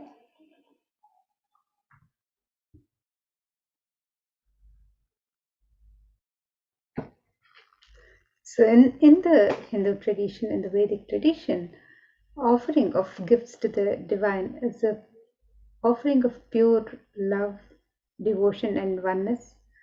And these offerings are not made out of fear and greed, but it is an expression of the sacred sentiments of the devotee for the divine. And when the divine accepts what one offers, the offering becomes complete. And when an avatar lands, the offerings are purely a part of the grand Leela played out only for the purpose of enlightenment.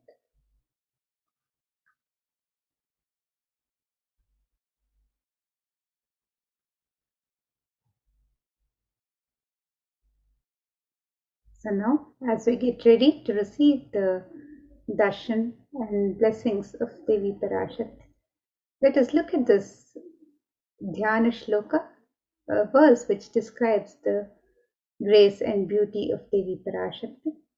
This verse is from the Moola Agama Manonmani Dhyana.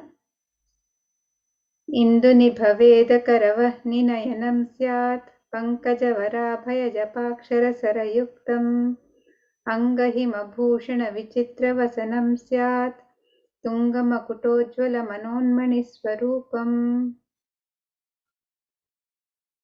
The translation of this verse says, moon-like face holding the Veda books on hand, fire in eyes with the lotus flower, gracing and blessing hands, and one hand with the japamala, beautifully decorated with jeweled ornaments in wonderful clothes and shining crown. Her name is Manonmani. And another verse which describes Devi Parashakti. This Dhyana Shloka says, ध्यायेत् देवीं त्रिनेत्रां शशिनिभवदनां वेदहस्तां ददानां सव्ये पद्मां वरदमपरे चाभयं चाक्षमालां दिव्यैराभरणैर्विभूषिततनुं ब्रह्मादिविपूजितां देवीमेव मनोन्मणिं प्रतिदिनं कामार्थदात्रीं शुभाम्. The translation of this verse, it says, I meditate on Devi with 3 eyes, glowing like a moon and holding the Veda, lotus, and gracing with blessing in gracing hands. She is wearing beautiful ornaments. She is worshipped by Brahma and other many gods, and showers auspicious boons for all actions every day.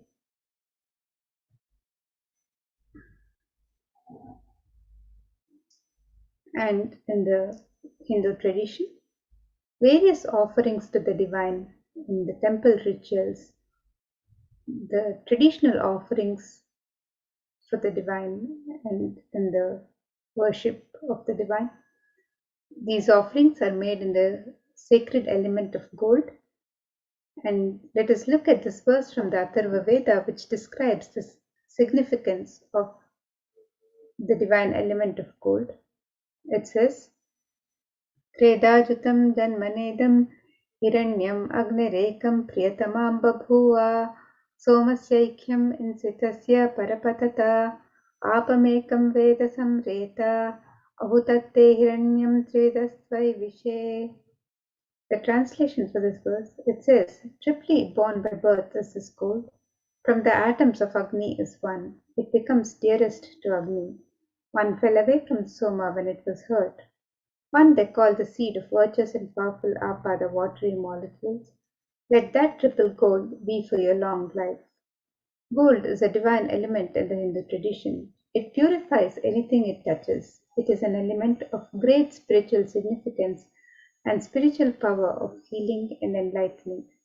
The vibration of gold has the power to infuse sattva energy and positive thought currents in anyone who wears it and in anyone who sees or operates in its vicinity.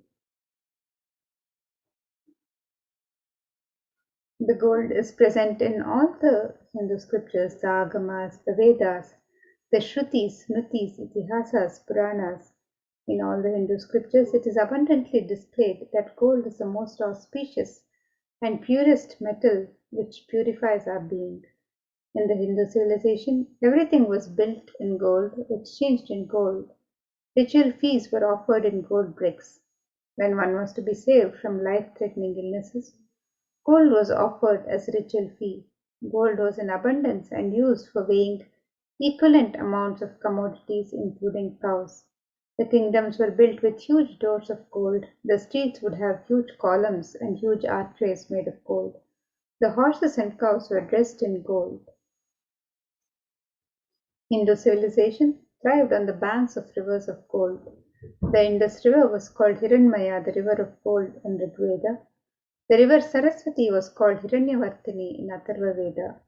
Gold is the supreme element for offering gifts to the ones you love and revere. Temples are constructed and paved in gold. Deities are made in gold and decked and adorned in gold because it preserves the enlightenment energy for thousands of years and it lasts forever. So now let us look at the various traditional offerings that we can offer to Devi Parashakti as we get ready to receive her blessings and darshan today.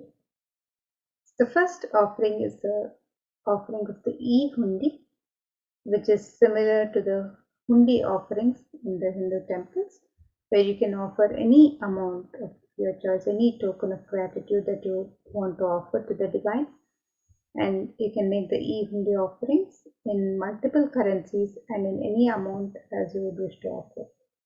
And Devi is described as Bhakti Priya, the one who is fond of true devotion. So let us see this verse which describes Devi's love for true devotion. It says, Bhakti Priya Bhakti Gamya Bhakti Vashya Bhayapaha Shambhavi Sharadharadhya Sharvani Sharmadaini. The translation for this verse says, Devi is fond of true devotion and is realized through true devotion. She can be won over through true devotion and she removes all fears. If there is any fear in the minds of the devotee, Devi is sure to remove that fear. It is stated that Devi likes to be worshipped in autumn. Here it is meant the autumn of our lives, When our thoughts turn more and more inwards, the role of the divine is known and understood clearly. The need for Devi worship then becomes stronger. Shambhavi is the consort of Shambhu, who is Lord Shiva. Sharadaradhya is the one who is worshipped by Devi Sharada, Devi Saraswati. Sharvani is the wife of Lord Shiva. Linga Purana says Lord Shiva is called Sharva in his earth form. Sharmadaini is Devi who bestows happiness on the devotees, and you can make this offering of hundi. You can offer any kanika, any token of gratitude and devotion to Devi Parashakti through the hundi offering, and be blessed with all the auspiciousness and blessings of Devi Parashakti. So you can make this offering on the website www.kailasamailer.com/sevas.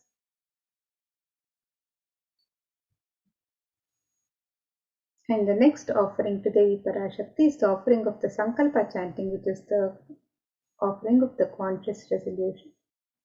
And this verse from Devi Mahatmyam, chapter 12, verse 34 describes Tayaitan mohyate vishwam shaiva vishwam prasuyate saya chitta vijanam tushta rudim prayaschati.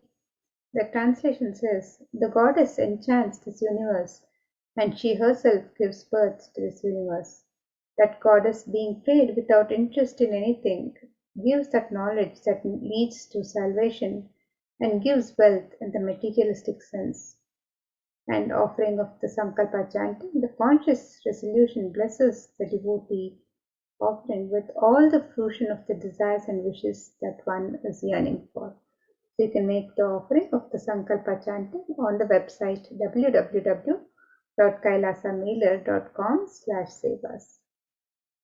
The next offering is the offering of the Sahasranama Swarnakasu, which is the pure gold coin inscribed with one of the 1008 sacred names of Devi Parashakti. Devi is described as Nama Parayana Prita, she who likes the repetition of her various names. And this offering of the Sahasranama Swarnakasu, the pure gold coin inscribed with the 1008 sacred names of Devi Parashakti, is a very special and unique archana offered to the Mahameru of Devi Parashakti. So you can make this offering of the Sahasranama Swarnakasu in any of 3 different denominations and any number of coins as you wish to. And each coin is inscribed with one of the 1008 sacred names of Devi Parashakti, which describe her Ananta Kalyana Gunas, the very divine qualities of Devi Parashakti. And with this offering, you are also blessed to imbibe these very same divine qualities of Devi Parashakti herself. So you can make the offering of the Sahasranama Swarnakasu, the pure gold coin inscribed with the 1008 sacred names of Devi Parashakti. You can make this offering on the website www.kailasamailer.com/sevas. And the next offering to Devi Parashakti is the offering of the Mukta Anguti, the gold finger ring embedded with pearl. And Devi is described as the one who is adorned with garlands of pearls and jewels. So let us look at this verse which describes Devi Parashakti's beauty and splendor as she is adorned with these pearls and jewels. Muktaharalasatkiritaruchiram purnendu vaktra prabham Shinjannupurakinkinimanidharam padma prabhabasuram Sarvabhitapalapradam girisutam vani rama sevitam Meenakshim pranatosmi santatamaham karunyavaram nidhim. The translation of this verse, it says, I bow to the goddess Meenakshi, whose crown has garlands of pearls and the face shining like a full moon, who wears anklets that are studded with gemstones and has small bells, who is shining like the splendor of lotus, who grants all the wishes, the daughter of the mountain, who is worshipped by the goddesses Vani and Rama. I remain ever bowing to the goddess Meenakshi, the ocean of compassion.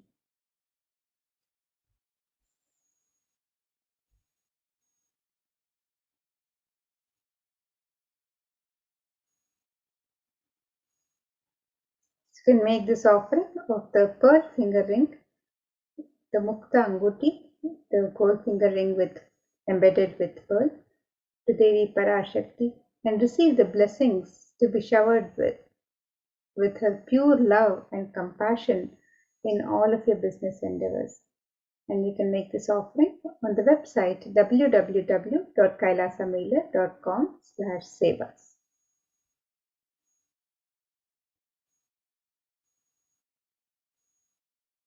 And the next offering to Devi Parashakti is the offering of the Swarna Padma Pushpa, the gold lotus flower.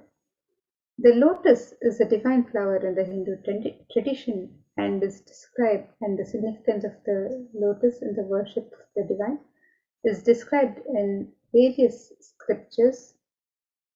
And let us now look at this verse from the Kamika Agama, which describes one of the many significance of the lotus flower in the worship of the divine. And this verse says, Ashtavidyeshwaropeta kumbhavarana samyutam sarve sasutra vastradhya hema pankajabhushitaah sapidanassa kurachascha pakva bilva palaprabha snapanadhyaya samsiddha pramanena samanvitaah. The translation of this verse, it says, all the kalashas should be wound around with suitable thread and covered with a new cloth. They should be adorned with a lotus flower made of gold. And there are hundreds of scriptural references in the Hindu scriptures for using the lotus in the worship of Paramashiva. Almost everything in the worship of the ultimate, involving the consecration of the deities of worship or meditating on the mudras and asanas used during worship, involves the lotus flower, the lotus leaf, the lotus pericarp, the lotus petals. The lotus is a divine flower in the Hindu tradition. The Shakti of Paramashiva is also called a lotus. The base of the Paramashiva Linga is a lotus. The disciple of Paramashiva is also considered a lotus, the one who is about to bloom. So you can make this offering of the gold lotus in any of 3 different sizes as you would wish to offer, and be blessed to have the state, space, powers and being of Devi Parashakti in your inner space amidst any and every adverse situations in your life.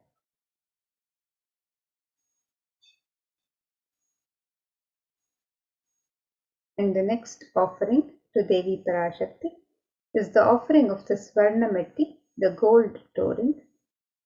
And this verse describes the beauty of the sacred lotus feet of Devi Parashakti. It says, Nakadititi Sanchanna Namajjanatamo Guna Padadvaya Prabhajala Parakrita Saroruha.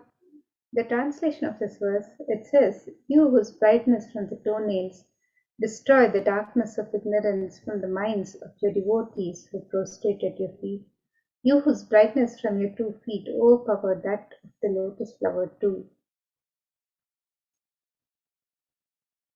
So you can make this offering of the Swarna Metti, the gold toe ring, to adorn the sacred lotus feet of Devi Parashakti, and be in constant gratitude for receiving Devi's blessings in even the most difficult aspects of life. You can make the offering of the Swarna Metti, the gold toe ring, on the website www.kailasamailer.com/sevas.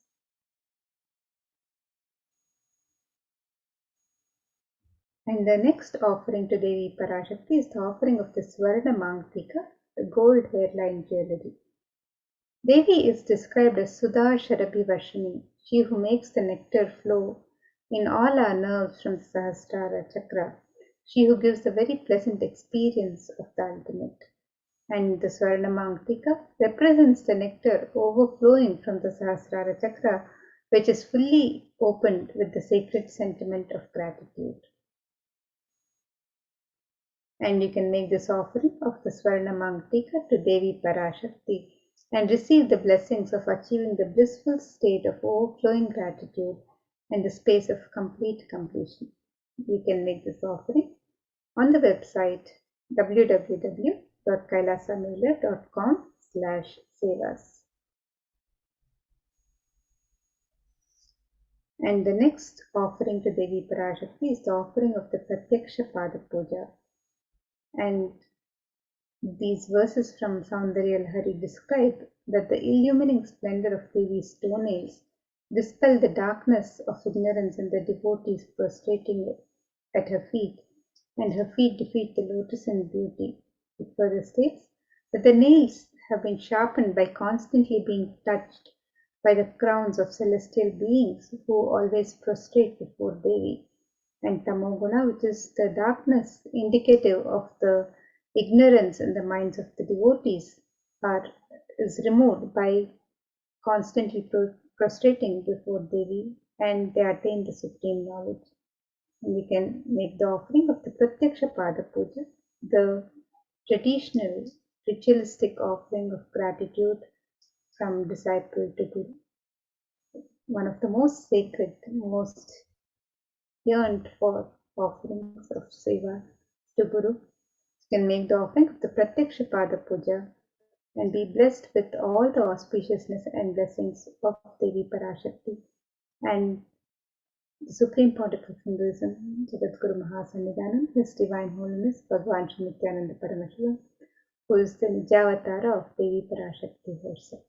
So you can make this offering of the Pratyaksha Pada Puja on the website www.kailasamailer.com/sevas.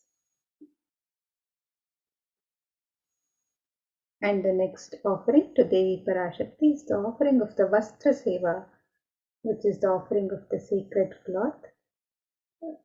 The traditional offering made as an offering of gratitude for the continued protection of the divine in our lives. So you can make this offering of the Vastra Seva, the sacred cloth offering to Devi Parashakti, and be blessed with all the auspiciousness and blessings of Devi Parashakti and the Supreme Pontiff of Hinduism, Jagadguru Mahasannidhanam, His Divine Holiness Bhagavan Shri Nithyananda Paramashivam. So you can make all of these offerings, the traditional offerings of the ornaments and sevas, on the website www.kailasamailer.com/sevas. So now let us look at a summary of the various offerings that can be made on the website. The first is the e-hundi offering, which can be made in multiple currencies and in any amount of your choice. Next, we have the Sankalpa chanting, which is the offering of the conscious resolution. You can make this offering also on the website www.kailasamailer.com/sevas. Then we have the Devi Sahasranama Swarnakasu, which is the pure gold coin inscribed with one of the 1008 sacred names of Devi Parashakti. And this offering can be made in 3 different denominations and any number of coins as you would wish to offer. You can also make the offering of the Mukta Anguti, the gold finger ring embedded with pearl, which can be offered in 3 different sizes. The Swarna Padma Pushpa, which is the gold lotus flower, can also be offered in 3 different sizes. The Swarna Metti, the gold toe ring to adorn the sacred lotus feet of Devi Parashakti. You can make this offering on the website www.kailasamailer.com/sevas. You can make the offering of the Swarna Mangtika, which is the gold hairline jewelry adorning the crown of Devi Parashakti, representing the overflowing nectar from the Sahasrara Chakra. You can make this offering of the Swarna Mangtika on the website www.kailasamailer.com/sevas. You can also register for the Pratyaksha Pada Puja, which is the ritualistic offering of gratitude from disciple to Guru. You can register for this seva on the website www.kailasamailer.com/sevas. And you can also register for the Vastra Seva, which is the offering of the sacred cloth to Devi Parashakti on the website. So now let us look at the website where you can register for any of these offerings as we get ready to receive the darshan and blessings of Devi Parashakti.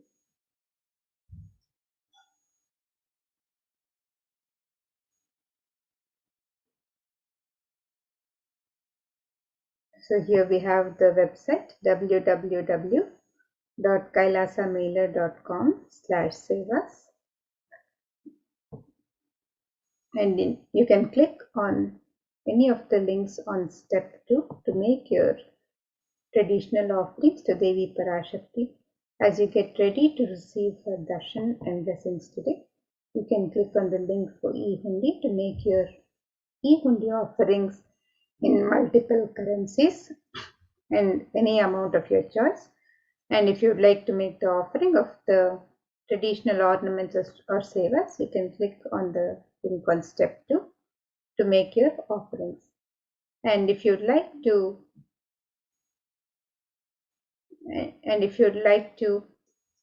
submit an intention, if you'd like to make an intention to make an offering today, you can also submit your intention form on the link on step 1 and receive the blessings of Devi Parashakti to manifest your intention into reality. And once you've made your traditional offerings, you can also fill out the details of the sankalpa, the conscious resolution with the names of your name and the names of your family members on the sankalpa form on step 3. So let us now look at the links where you can make the various offerings. The e-hundi offerings can be made in multiple currencies: the US dollars, the Australian dollar, the New Zealand dollar, the Canadian dollar, the euro, the Indian rupees, the Singaporean dollar, the Malaysian ringgit, the Great Britain pound, and the Chinese yen. And you can make the e-hundi offerings in any amount of your choice. And you can also offer the traditional ornaments or sevas to Devi Parashakti. You can register for any of these offerings on the website. So you can register for the Sankalpa chanting, the Devi Sahasranama Swarnakasa, which is the offering of the pure gold coin inscribed with one of the 1008 sacred names of Devi Parashakti. You can make this offering in 3 different denominations and any number of coins of your choice. And you can also make the offering of the Mukta Anguti, which is the gold finger ring embedded with pearl in 3 different sizes. You can make the offering of the Swarna Padma Pushpa, the gold lotus flower in 3 different sizes, the Swarna Metti, the gold toe ring to adorn the sacred lotus feet of Devi Parashakti. And you can also offer the Swarna Mangtika, the gold hairline jewelry representing the overflowing nectar of gratitude from the Sahasrara Chakra. You can make the offering of the Pratyaksha Pada Puja, which is the traditional and most sacred offering of gratitude from disciple to Guru. You can also make the offering of the Vastra Seva, which is the sacred offering of the sacred cloth. You can make any of these traditional offerings of sevas or ornaments to Devi Parashakti on the website www.kailasamailer.com/sevas. And as you get ready to receive the darshan and blessings of Devi Parashakti and welcome Devi Parashakti in your space today, in your inner space and in your homes, you can make all of these traditional offerings and prepare to receive Devi Parashakti. And today, as we get ready to celebrate the grand celebrations of Deepavali, you can also register for various sevas during the auspicious celebrations of Deepavali. So on the website www.kailasamailer.com/sevas, You can also learn more about the various offerings and sevas during the Deepavali celebrations. So on www.kailasamela.com/Diwali2021, you can register for the various sevas and offerings during the Deepavali celebrations at the Adi HDH Nithyananda Paramashivam. On Naraka Chaturdashi, we have the Chandi Homa and the Kali Pratima Pratisthapana, which is the installation of the Kali Pratima. You can also register for the Ambal Vishesha Alankara Seva and the Vishesha Alankara Seva of the Supreme Pontiff of Hinduism, the deity of the Supreme Pontiff of Hinduism, the Vishesha Alankara Seva, the Pratyaksha Pada Puja on the auspicious occasion of Deepavali. You can register for this sacred offering. The offering of Tulabharam, which is the material donations on through the Tulabharam, ghee, sesame oil, rice, all of these can be offered as part of the Tulabharam offerings. And you can also register as a Mahayajaman of all of the sevas. So you can also register for the Deepavali celebrations. Any offerings and sevas during Deepavali, you can register on the same website www.kailasamela.com/sevas, and you can click on the button Learn More to find out more about the various offerings on the during the celebrations of Deepavali.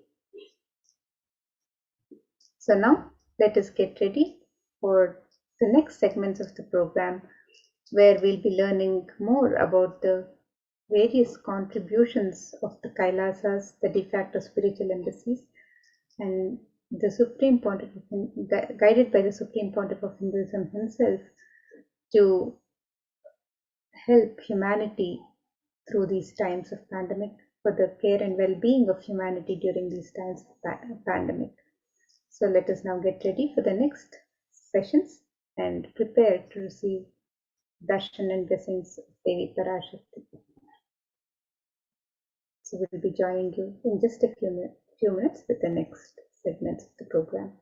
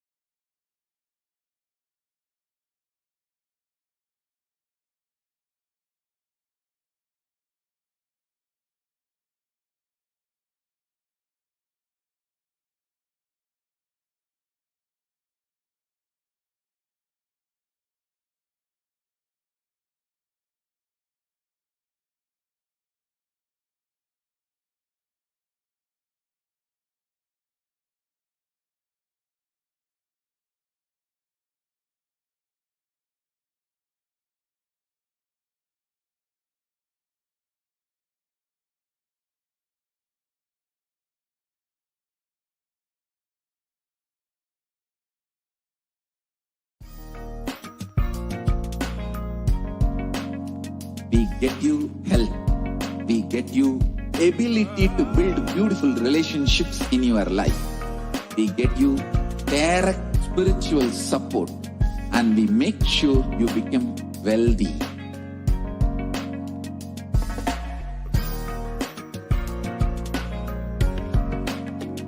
We won't stop giving you just good life.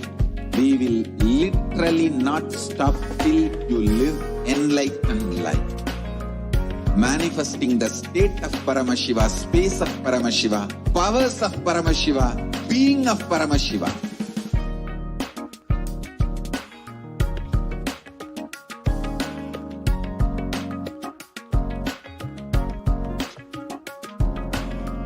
Whole world should become Kailasians.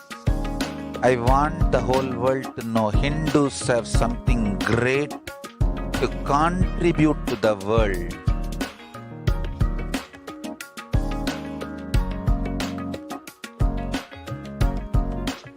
We have something great to contribute to the world. Let us do that.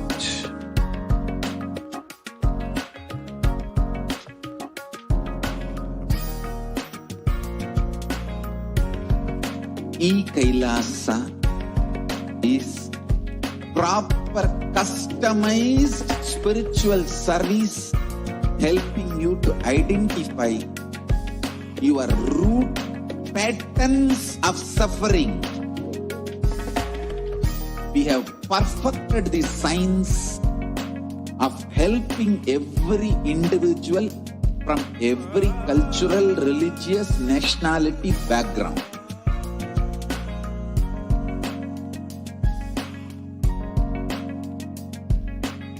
You will have lowest reactionary assumptions, highest awakened response, alive response for life continuously.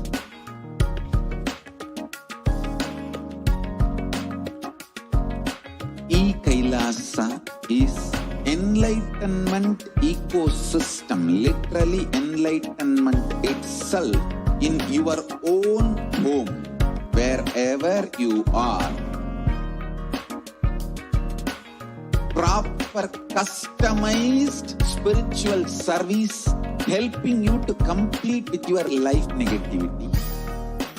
Withdrawal from life, self-hatred, self-denial, self-doubt, so much of tiredness, laziness. We can support you aligning your diet, your attitude, your aptitude, your understanding about life. We can help you with everything.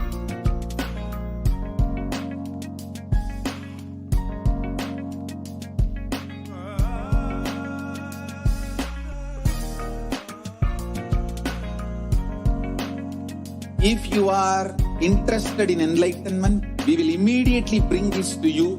If you are not interested, we will explain the whole science, inspire you, and make you interested in enlightenment time.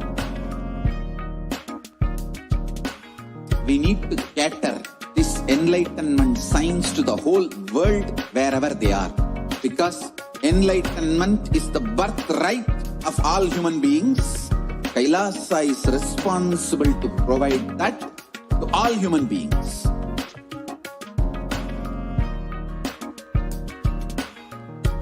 Kailasa is the totality of the knowledge I received from my gurus and practice manifested in my life, perfected by teaching millions of people from all cultures, time zones, backgrounds, genders, nationality, race, from every creed.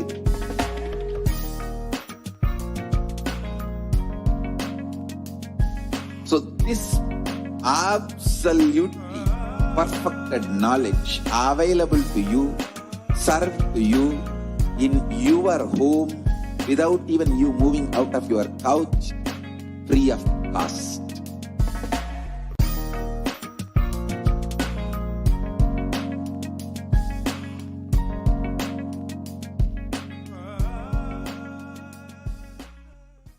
Just be alive for next 3 years. Don't die within next 3 years.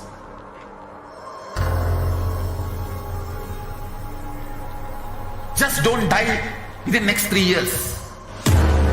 Be alive. Somehow be alive. I'm working sincerely. I will reach you somehow. Somehow I will reach you.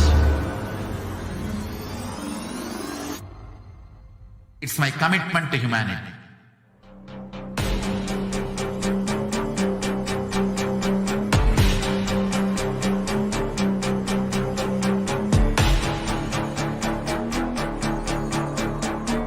Just don't die within next 3 years. I will reach you wherever you are, whichever corner of the world you may be. I will reach you with enlightenment. You manifesting the space, state, powers, being Paramashivoham. It is possible, and it is possible for you.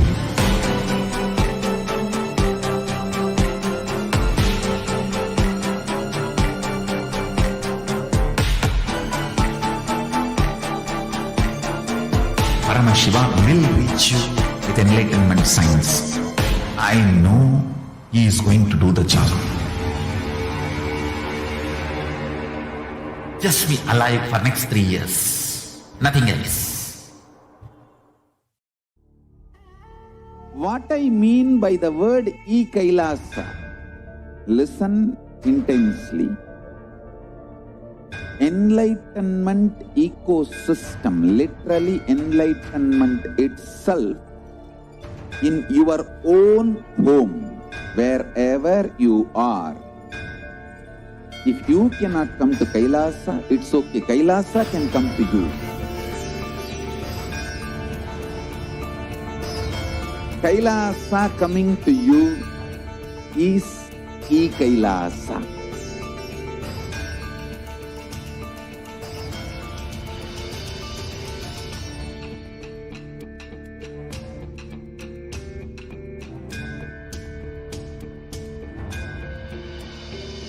I will revive Hinduism. I am a Hindu revivalist, not by any revolution, but by evolution.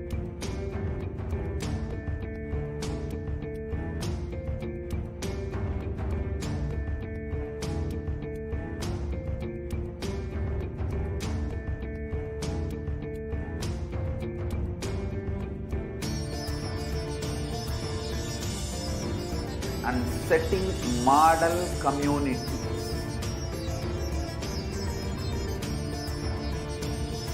Kailasa, enlightenment ecosystems, Sarvanya Pitas all over the world.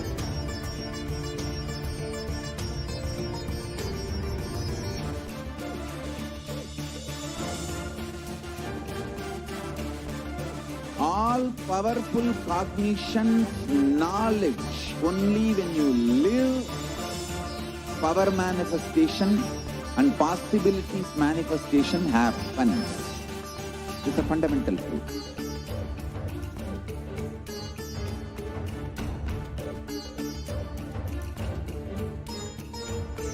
Hinduism cannot live exclusively as one sampradaya. No.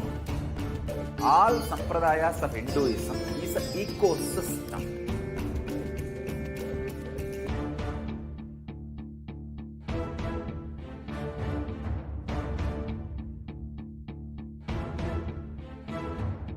So don't keep quiet thinking that if one sampradaya is attacked, only that sampradaya is going to be affected. All of us are ecosystems.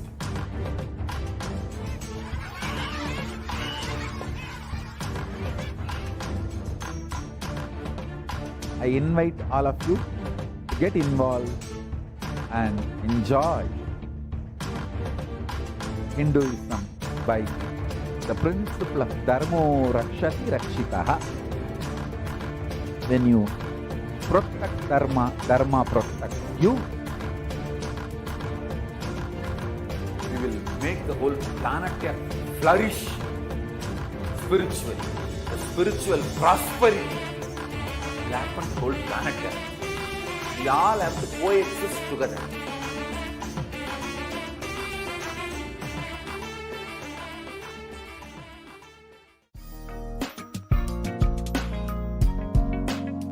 We get you health. We get you ability to build beautiful relationships in your life. We get you direct spiritual support, and we make sure you become wealthy.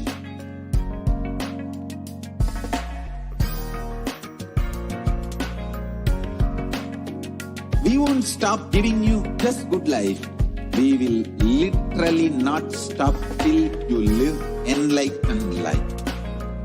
Manifesting the state of Paramashiva, space of Paramashiva, powers of Paramashiva, being of Paramashiva.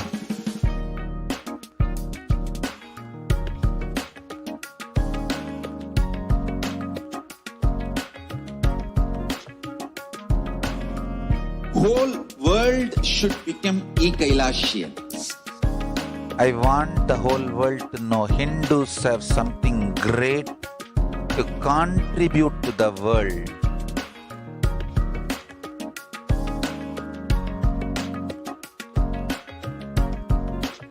We have something great to contribute to the world.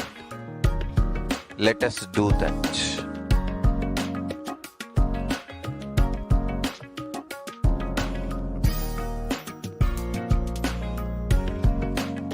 Kailasa is proper customized spiritual service helping you to identify your root patterns of suffering. We have perfected the science of helping every individual from every cultural, religious, nationality background.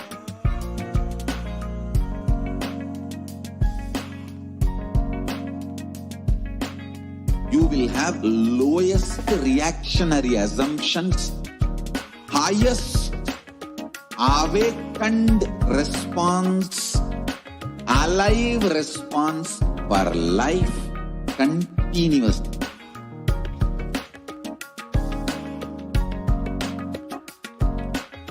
Kailasa is enlightenment ecosystem, literally enlightenment itself in your own home, wherever you are.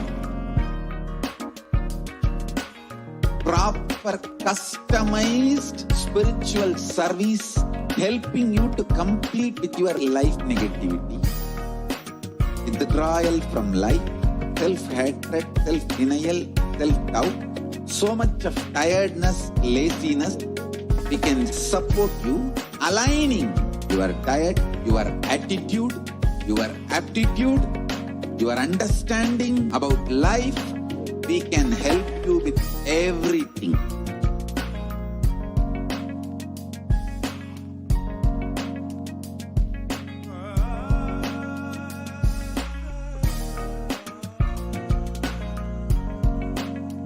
If you are interested in enlightenment, we will immediately bring this to you. If you are not interested, we will explain the whole science, inspire you and make you interested in enlightenment time. We need to cater this enlightenment science to the whole world wherever they are, because enlightenment is the birthright of all human beings. Kailasa is responsible to provide that to all human beings.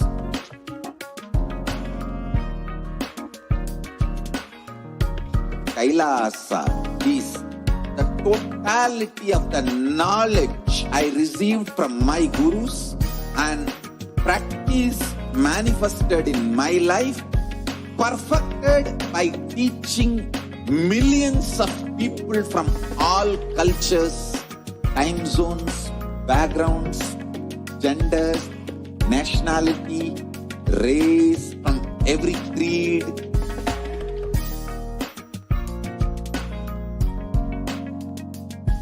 So this absolutely perfected knowledge available to you, served to you in your home without even you moving out of your couch, free of cost.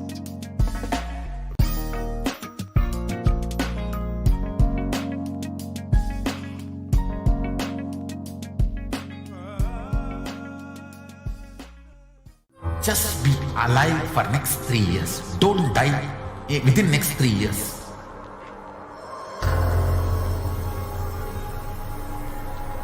Just don't die within next 3 years.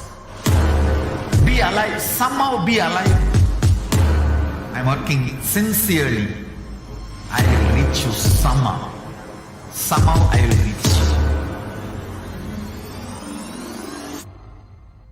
It's my commitment to humanity.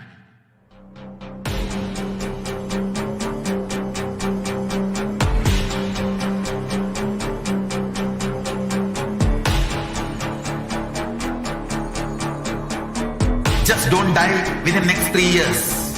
I will reach you wherever you are, whichever corner of the world you may be. I will reach you with enlightenment. You manifesting the space, state, powers, being Paramashivoham. It is possible, and it is possible for you.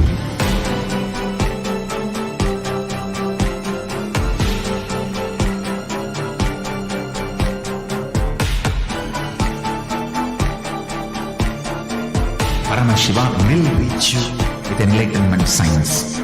I know he is going to do the job. Just be alive for next 3 years. Nothing else. What I mean by the word Kailasa, listen intensely. Enlightenment ecosystem, literally enlightenment itself, in your own home, wherever you are. If you cannot come to Kailasa, it's okay. Kailasa can come to you. Kailasa coming to you is Kailasa.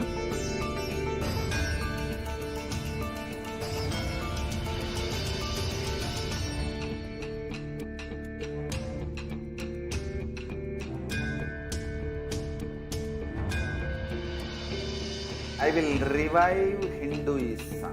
I am a Hindu revivalist, not by any revolution, but by evolution.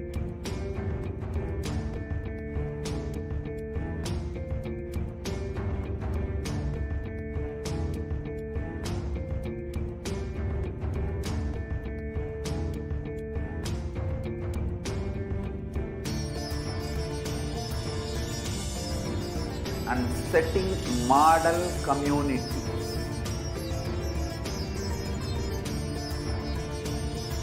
Kailasa, enlightenment ecosystems, Sarvanya Pitas all over the world.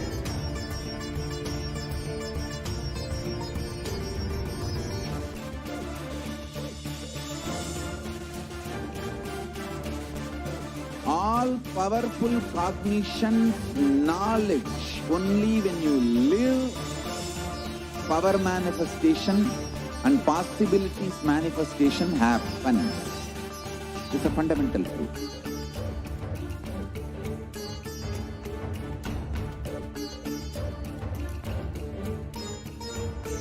Hinduism cannot live exclusively as one sampradaya. No. All sampradayas of Hinduism is an ecosystem.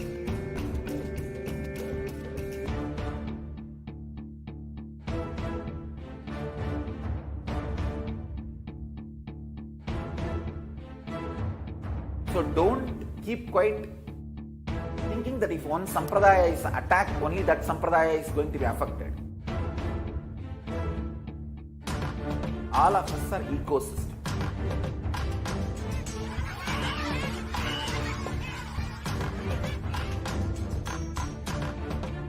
I invite all of you to get involved and enjoy Hinduism by the principle of Dharmo Rakshati Rakshitaha. When you protect Dharma, Dharma protects you. We will make the whole planet flourish spiritually. The spiritual prosperity will happen to the whole planet. We all have to coexist together.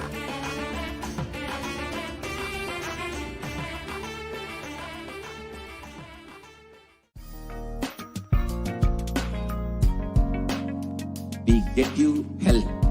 We get you ability to build beautiful relationships in your life. We get you direct spiritual support, and we make sure you become wealthy.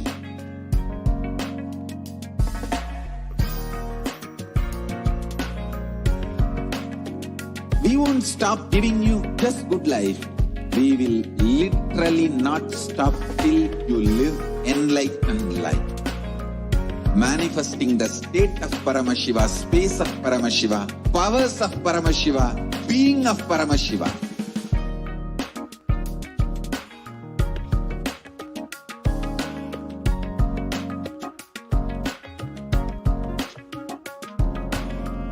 Whole world should become Kailasians.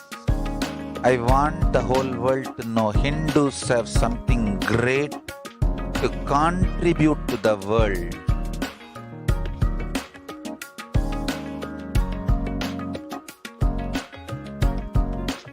We have something great to contribute to the world. Let us do that.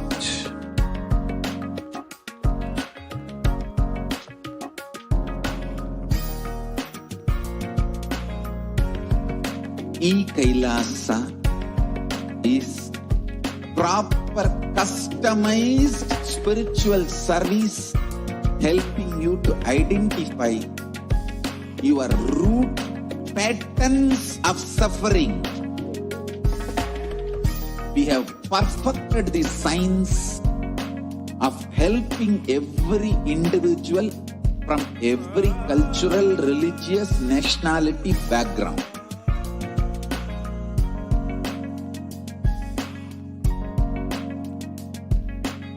You will have lowest reactionary assumptions, highest awakened response, alive response for life continuously.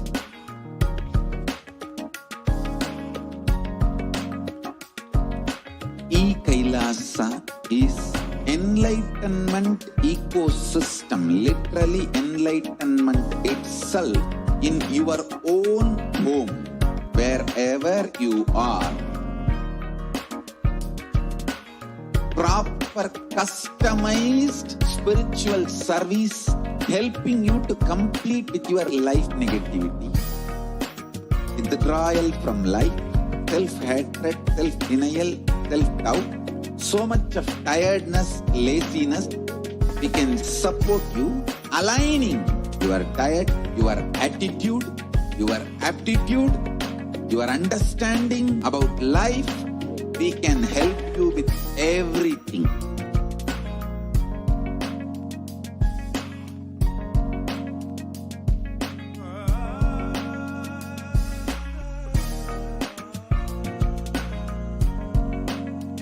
If you are interested in enlightenment, we will immediately bring this to you.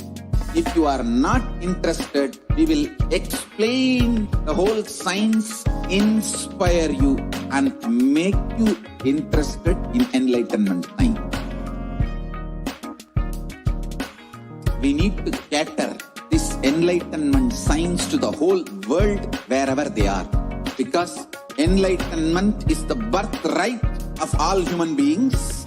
Kailasa is responsible to provide that to all human beings.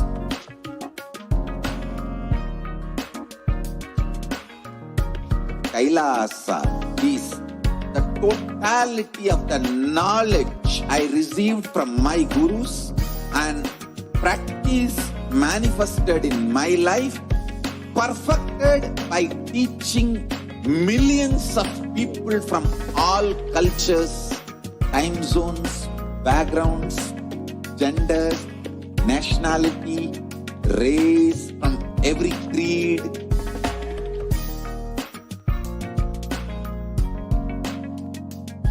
So this absolutely perfected knowledge available to you, served to you in your home without even you moving out of your couch, free of cost.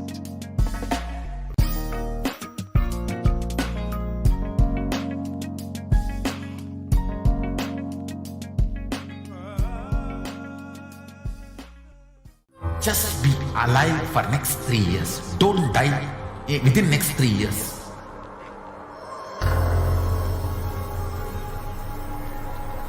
Just don't die within next 3 years. Be alive. Somehow be alive. I'm working sincerely. I will reach you somehow. Somehow I will reach you. It's my commitment to humanity.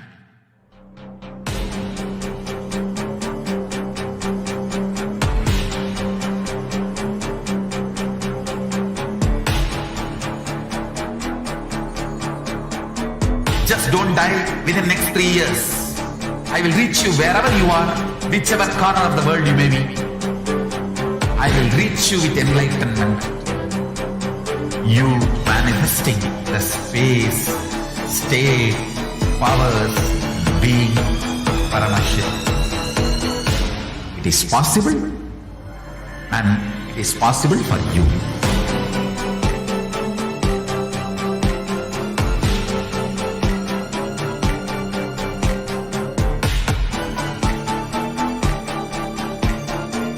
Paramashivoham will reach you with enlightenment science. I know he is going to do the job. Just be alive for next 3 years. Nothing else. What I mean by the word Kailasa, listen intensely. Enlightenment ecosystem, literally enlightenment itself, in your own home, wherever you are. If you cannot come to Kailasa, it's okay. Kailasa can come to you. Kailasa coming to you is Kailasa.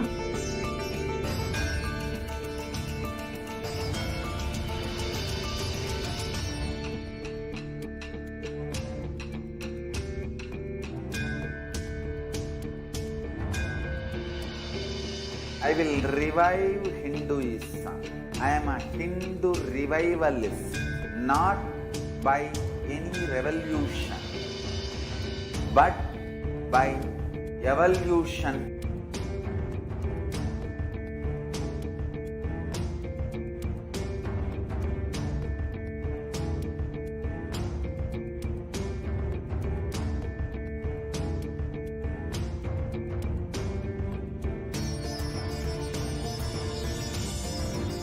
And setting model communities.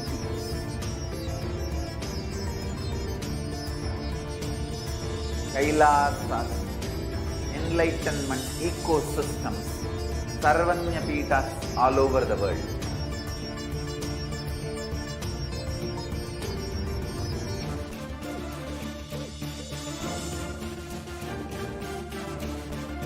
All powerful cognition, knowledge, only when you live, power manifestation and possibilities manifestation happens. It's a fundamental truth.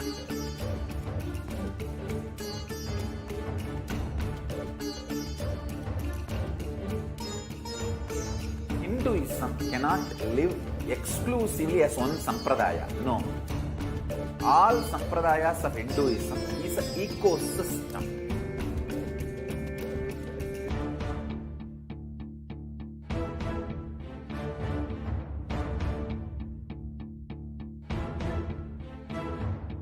So don't keep quiet thinking that if one sampradaya is attacked, only that sampradaya is going to be affected.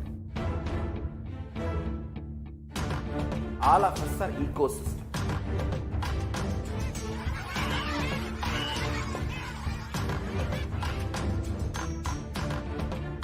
I invite all of you to get involved and enjoy Hinduism by the principle of Dharmo Rakshati Rakshitaha. When you protect Dharma, Dharma protects you. You will make the whole planet flourish spiritually. The spiritual prosperity will happen to the whole planet. We all have to coexist together.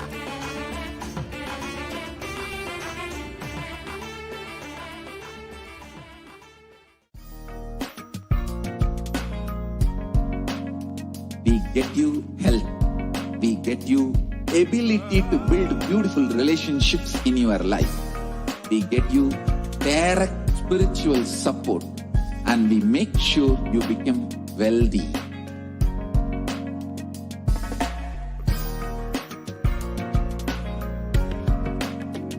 We won't stop giving you just good life. We will literally not stop till you live enlightened life. Manifesting the state of Paramashiva, space of Paramashiva, powers of Paramashiva, being of Paramashiva.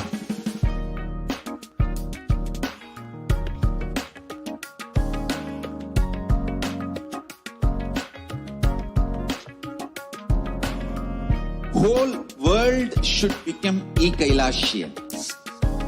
I want the whole world to know Hindus have something great to contribute to the world.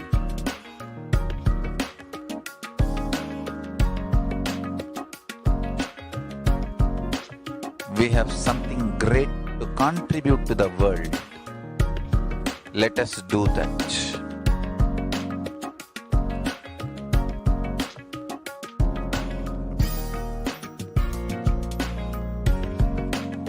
Kailasa is proper customized spiritual service helping you to identify your root patterns of suffering.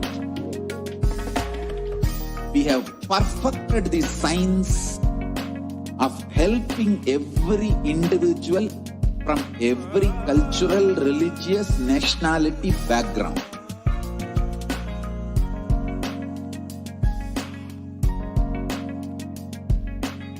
You will have lowest reactionary assumptions, highest awakened response, alive response for life continuously.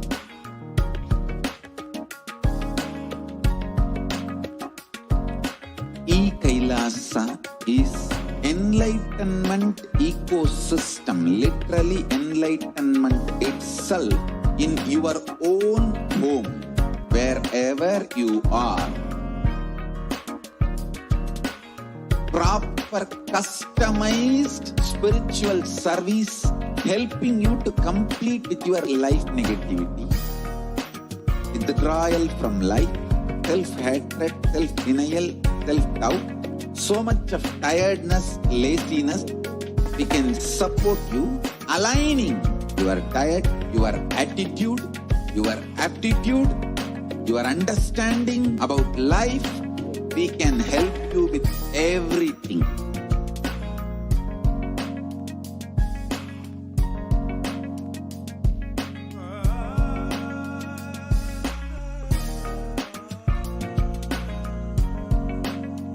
If you are interested in enlightenment, we will immediately bring this to you. If you are not interested, we will explain the whole science, inspire you and make you interested in enlightenment time.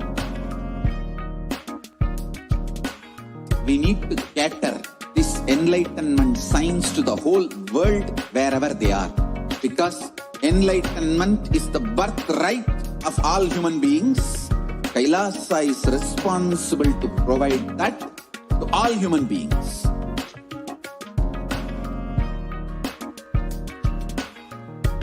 Kailasa is the totality of the knowledge I received from my gurus and practice manifested in my life, perfected by teaching millions of people from all cultures, time zones, backgrounds, genders, nationality, race, from every creed.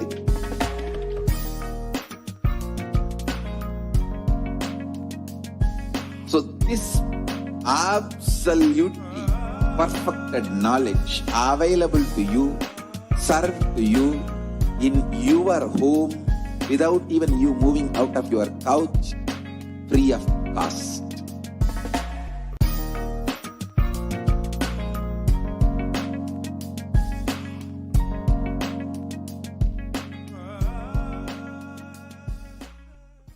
Just be alive for next 3 years. Don't die within next 3 years.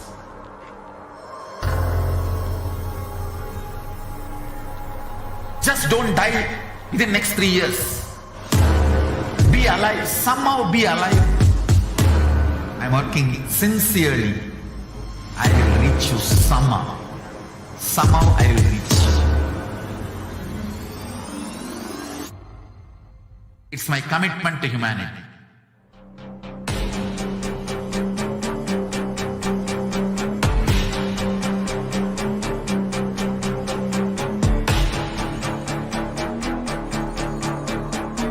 Just don't die within next 3 years. I will reach you wherever you are, whichever corner of the world you may be. I will reach you with enlightenment. You manifesting the space, state, powers, being Paramashivoham. It is possible, and it is possible for you.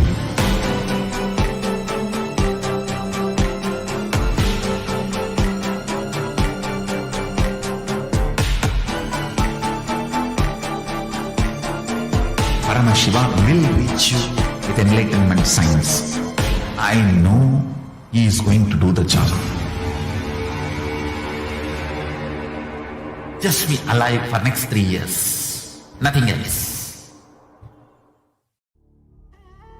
What I mean by the word Kailasa, listen intensely. Enlightenment ecosystem, literally enlightenment itself, in your own home, wherever you are. If you cannot come to Kailasa, it's okay. Kailasa can come to you.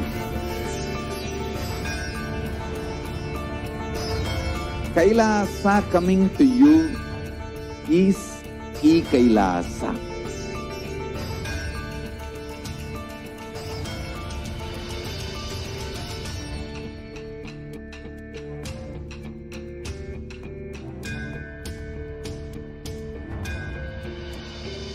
I will revive Hinduism. I am a Hindu revivalist, not by any revolution, but by evolution.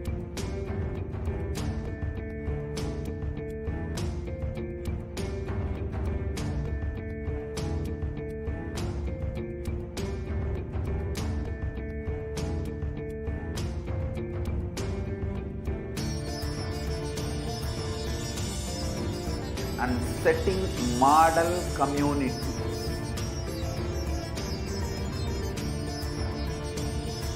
Kailasa, enlightenment ecosystems, Sarvanya Pitas all over the world.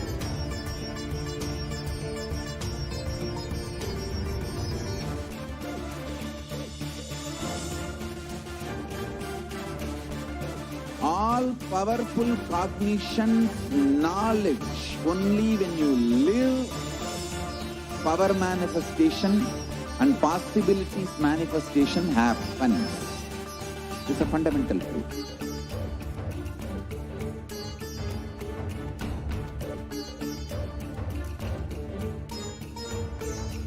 Hinduism cannot live exclusively as one sampradaya. No.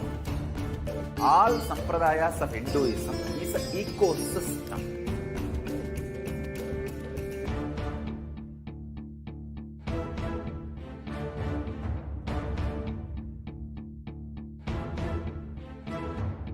So don't keep quiet thinking that if one sampradaya is attacked, only that sampradaya is going to be affected. All of us are ecosystem.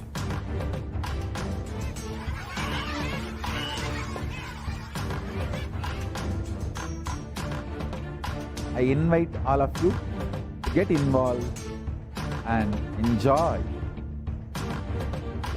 Hinduism by the principle of Dharmo Rakshati Rakshitaha. When you protect Dharma, Dharma protects you. You will make the whole planet flourish spiritually. The spiritual prosperity will happen to the whole planet. We all have to coexist together.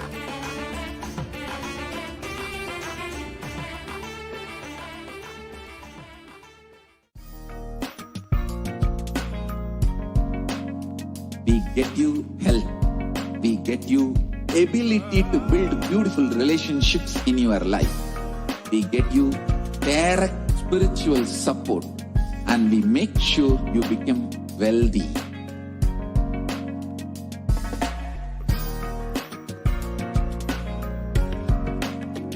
We won't stop giving you just good life. We will literally not stop till you live enlightened life. Manifesting the state of Paramashiva, space of Paramashiva, powers of Paramashiva, being of Paramashiva.